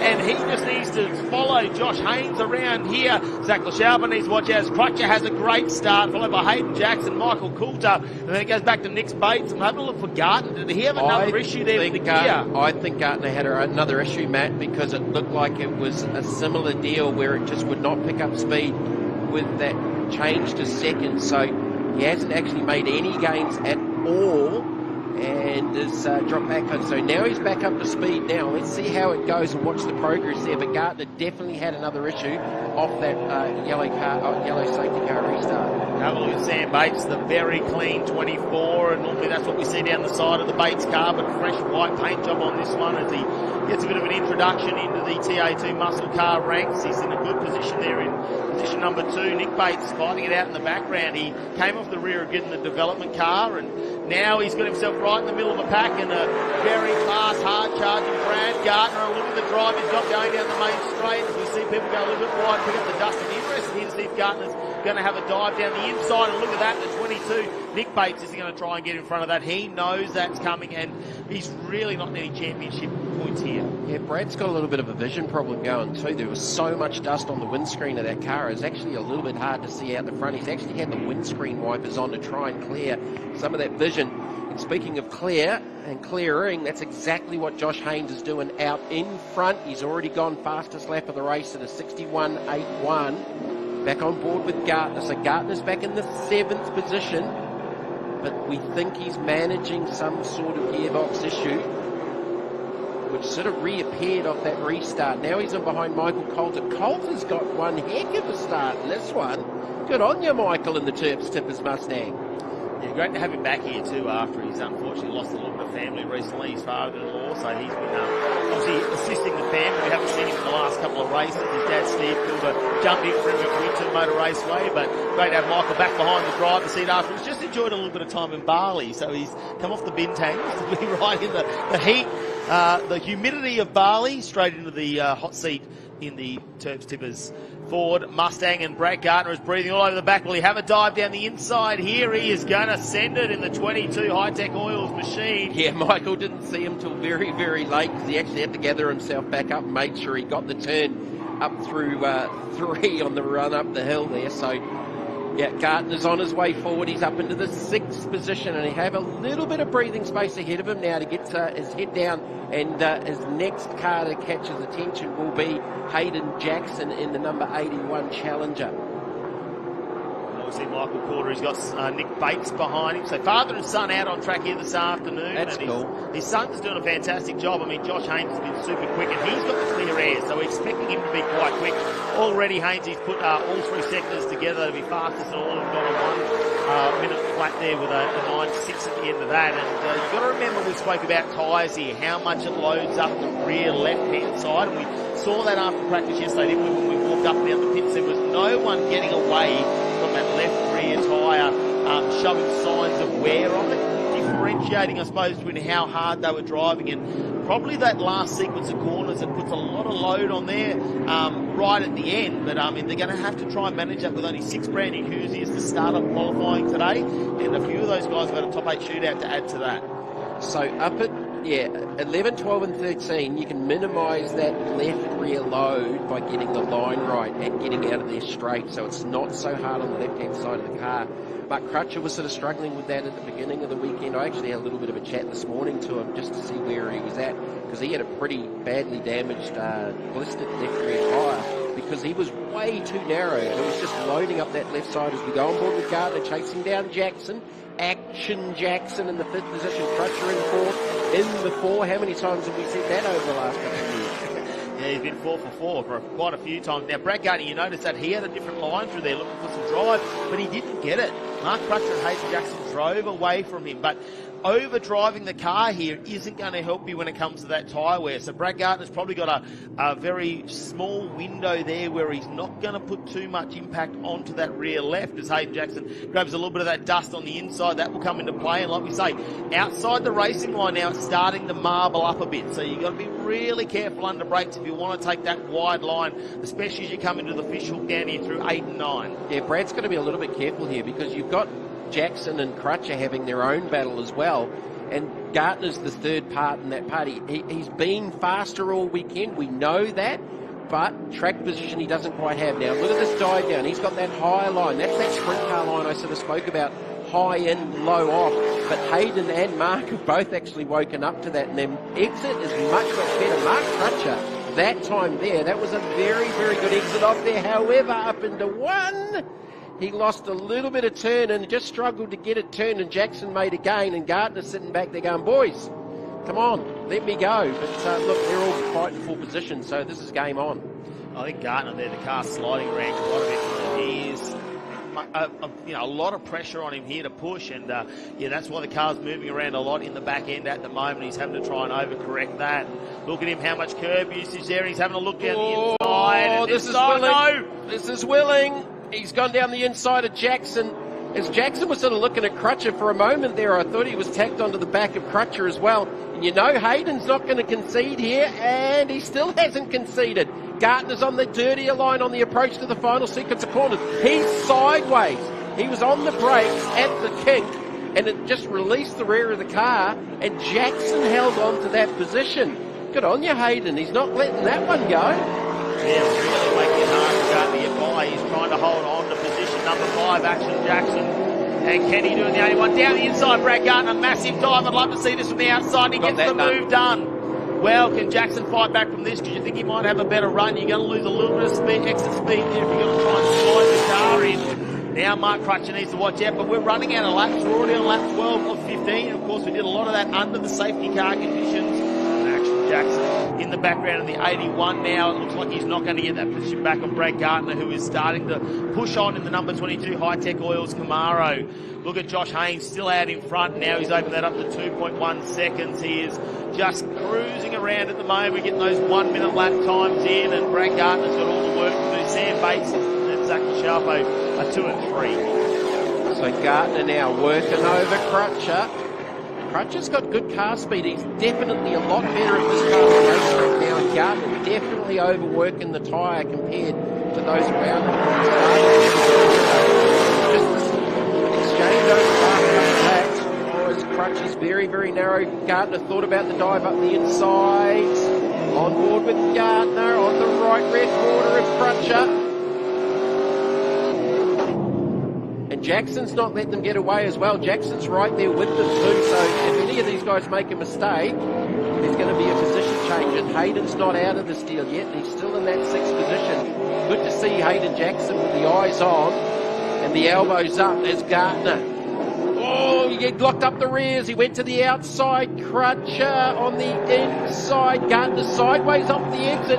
Crutcher holds on to the position, and Jackson's parked up underneath the rear wing of the Hi-Tec Camaros, who again was sideways under brake at turn number 11 on the approach here. And sideways again, and he fires it up the hill. And Jackson's going to get the spot back. Or does he? Gardner might just get the overlap here. Man, this is willing. Well, Elliot Barber out there, as I spoke about this during drivers briefing, was how much inside curb and throwing the dirt up. Now, if Brad Gardner doesn't watch himself, that might start to, they might start to have a bit of a look at that, actually. It might catch the attention of the DSO, Elliot Barber, to see if that's going to come into play after the race, because he is very frustrated by the looks of the way he is driving. Yeah, no, there'll definitely be temperature rising in the cockpit of the Hi-Tec Oils 22 Camaro. Jackson staying with him, and in behind them is Michael Coulter and Nick Bates. So Michael Coulter's having a really strong run here. Back to the leader. Haynes, you can see that line, and he's nailed that perfectly. He's pretty much hit his marks there all weekend. Sam Bates doing a really, really good job. He doesn't need to force the issue as we go to the final lap. Last lap quarters on the racetrack. 1 to go. Bates not in championship contention. Doesn't need to get involved in the fight, because the fight that we're watching is right here, right now, with Crutcher, Gardner and Jackson. Zach Michelko in the 3rd position, just up ahead of this group. Gardner's trying every inch of racetrack, should clear him this time to the inside at 1. Gets the job done, but I tell you what, Brad Gardner, oh, has he got the job done? Crutcher, back to the inside, got the spot back. Oh, you can definitely teach an old dog new tricks, can't you? Jordan Cox will be on the radio with him. He knows how to press the radio button, Mark Crutcher. Sometimes he mistakes the car. Done a couple of times. Contact, definitely contact. Oh, this is going to bring the attention of our driver standards observer this weekend. Oh. We don't want too much of this, and Brad Gardner is in the wars, and Hayden Jackson taking full advantage as Gardner is out on the dirt now. Look at this, a win for Josh Haynes in the first race this weekend. 60 points added to his championship collection, and this is really going to help. Now, we're going to look at some, I suppose, scenarios here as everyone comes down. Sam Bates comes in 2nd, fantastic job from him. Zach Lascialpo in 3rd. Mark Crutcher is going to bring home the Crutcher development. Number 4, his wife's here this weekend. I'll celebrate with that. Wow. Gardner, Coulter with 7th, and I'm pretty sure Michael will be pretty happy with that. Gardner's going to be fired up in that race car, but take nothing away from Crutcher and Hayden Jackson. They gave as good as they got. On board here with Robbie Farr. Robbie will cross the line very, very shortly for a 9th place finishing behind Nick Bates. Man, that battle on track with that group of cars was very, very good to watch. Box number 1 ticked for Josh Haynes. Yeah, he had to get. Well, it's actually number 2 because he top qualified.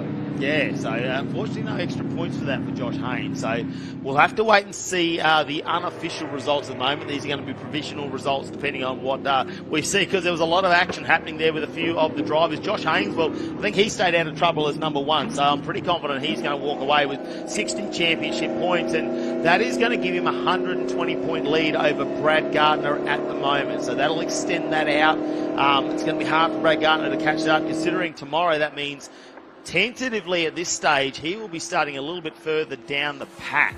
So Brad Gardner moves up into 2nd in the championship at the moment with 1,052 points there.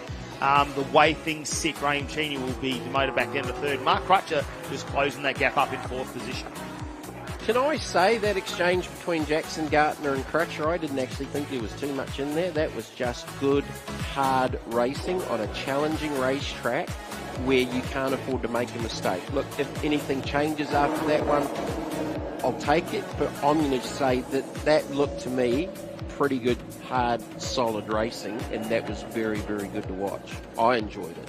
We did enjoy watching that all unfold, and I'm just calculating these points up. It's going to be interesting to see how this all goes. Great to see Zach Lachalpo back here, and look at him in third position there in the Tempest Solutions entry. Haven't seen him here this season. Last time he raced was Bathurst last year. Josh Haynes, well, the man of steel himself. Look at him keeping his composure at the front. I think Mum and Dad are pretty nervous down there, and it's great to have him in the Hertog Steel contingency here this weekend. Sam Bates in second, fantastic result. Effectively, just about on debut this weekend. Zach Lachalpo in third, Mark Crutcher, Hayden Jackson, Brad Gardner, Michael Coulter. Great run there for Michael Coulter. He actually wasn't too far out of that. Nicholas Bates, Mark Spencer, Robbie Farr, DNFs for Danny Reedy and Aaron Prosser after that opening lap safety car. Yeah, well, let's hope that maybe the damage is very minor on those cars. They can turn them around because they're back on track tomorrow. Of course, we kick things off from the 10:50 a.m. And here we go, championship points update. Josh Haynes on 1,168 points at the moment. Brett Gardner is behind, so that will open him up to, it's going to be just under 120 points, 118, 116 points, something like that. Graham Cheney now back to third, unfortunately not here this week. Mark Crutcher hasn't made it into third position in the championship yet. Has the opportunity. He has the opportunity though. He is within striking distance of that. So there could be your top three, and we'll have to wait and find out. Paul Hadley not here this weekend. Danny Reedy, well, he's probably been rookie of the season at the moment. That is so unfortunate because he was just a passenger in what happened in that first lap incident. Yeah, absolutely. Hayden Jackson with an opportunity potentially to get into the top six with issues for Danny Reedy in that race. But look, a lot going on in that one. That battle group between Crutcher, Jackson and Brad Gardner, I reckon that was just good out hard racing. Yeah, it definitely was. We'll like to see our podium down there at the moment. They are lining up and getting out, and it's a fantastic one Raceway here in Goulburn. Have a look at the sun beaming down on this brand new facility, or revamped facility. Perfect garages down there, lots of concrete for the transporters. Let's have a look at the Hi-Tec Oils highlights, and it was the start. We didn't know what was going on with Brad Gardner because he just vanished into the distance. He'd become a background number, but this is what happened on lap one. Aaron Prosser went wide there as they came out of four, managed to come across, clipped Danny Reedy in the rear right-hand side. Robbie Farr just nudged him with a bit of contact. Brad Gardner, who'd fallen back, managed to go all the way around the outside. He was almost up on the banking of the dirt there to make it through in the 22, and we saw how much he shoveled the dirt out over the front windscreen. Michael Coulter avoided it. Lots more down there in the pack. Nick Bates avoided it as well. But here you go, Robbie Farr. He watches Danny Reedy. He's already evasive there as he turns to the left, and he almost pulls the car and slides in the dirt. A slight tap there just at the end. Unfortunately, you can see that front left-hand damage that was sustained on the crossing car. So off the restart, it looked like Gardner had another issue with trying to get the gear selection off the restart. So he sort of came back to play in the battle for 4th, 5th and 6th. And this is where best race on the racetrack. Absolutely. Crutcher trying to hold on for grim life. And Hayden Jackson was looking pretty racy as well. Gardner, man, he tried just about every line that never existed. Got a clean run up here up the inside of Jackson, but couldn't actually clear him. And Jackson lived and stayed there. Actually held on to the position. And again, I just thought that was a really, really cool exchange. Crutcher got a little bit of a gap out in front. And Brad Gardner's gone, okay, I need to send this. I need to send it now. And that's pretty much what he did. And just launched it down the inside into one. Cleared that one. But Jackson stayed with him, and they both caught back up to Crutcher again. They worked together that time, and very hard when you go offline. There was a marvel happening here this afternoon. You saw how close Brad Gardner got to Mark Crutcher, and for a moment he pushed really hard, but look how loose Brad Gardner got out when he went off the racing line. And Mark Crutcher just stayed on it, did what he needed to do, managed to just get the number 4 Mustang back in front as they negotiated these turns. And then Brad Gardner super aggressive over the curves, which really brought him undone at the end. Hayden Jackson took full advantage of that as Brad Gardner went wide in the final moments. Josh Haynes in the 37 Herzog Steel entry, managing to take the checkered flag in P1 at the moment, followed by Sam Bates and Zach Lachalpo. That's your Hi-Tec Oils highlights as we have a look at this fantastic revamped facility here in Goulburn. Of course, we've got the fields of animals in the background, but a racetrack in the middle. We're going to be back after this short break. Don't go anywhere. We'll get down and chat with our winners soon.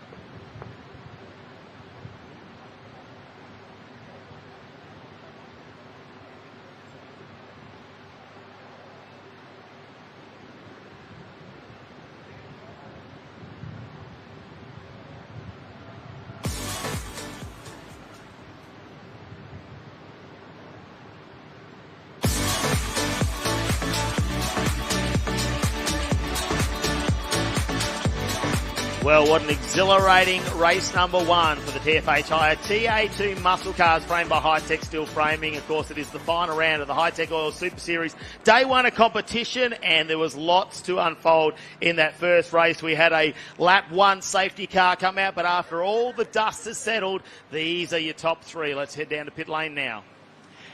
Zach Lecharpo, P3 in that race. Not bad considering you haven't driven for so long. Yeah, it's been a while. Yeah, it was the last minute call up like 2 weeks ago.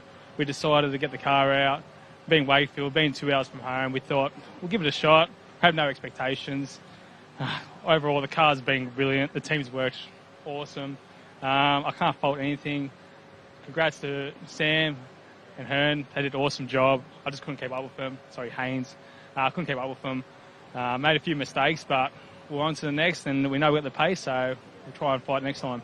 Just having a look at your windscreen there, it is covered in dust. How is your vision? And I think we're going to need a tear off before the next race, yeah? Yeah, definitely get a tear off on that one. Like the visibility with the glare, sun glare, it's terrible. That's why I made a few mistakes. I think just for the visibility, and then also fatigue towards the end. It's tough out there. I forgot how tough, but it's good. It's all worth it in the end. I was just having a look at your valve caps. The guys were saying the rubber on the inside has melted away. It's gotten that hot. Yeah. It gets, even in the cabins, it's ridiculously hot. You know, on a hot day where, you know, if it's 30 degrees outside, it could be like 50 degrees inside. And that's where it's important just to have my cool suit. But yeah, it's ridiculous.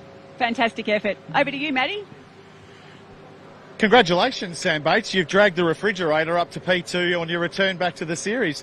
It wasn't the most exciting race for you, I know that, but you were chasing Josh Haynes there. He had a little bit too much pace, but just managing to Shelpo there. Yeah, thanks to all the sponsors again. Couldn't have made it without them, and it was a bit of a boring race, but with the safety car and everything, just sitting there, really.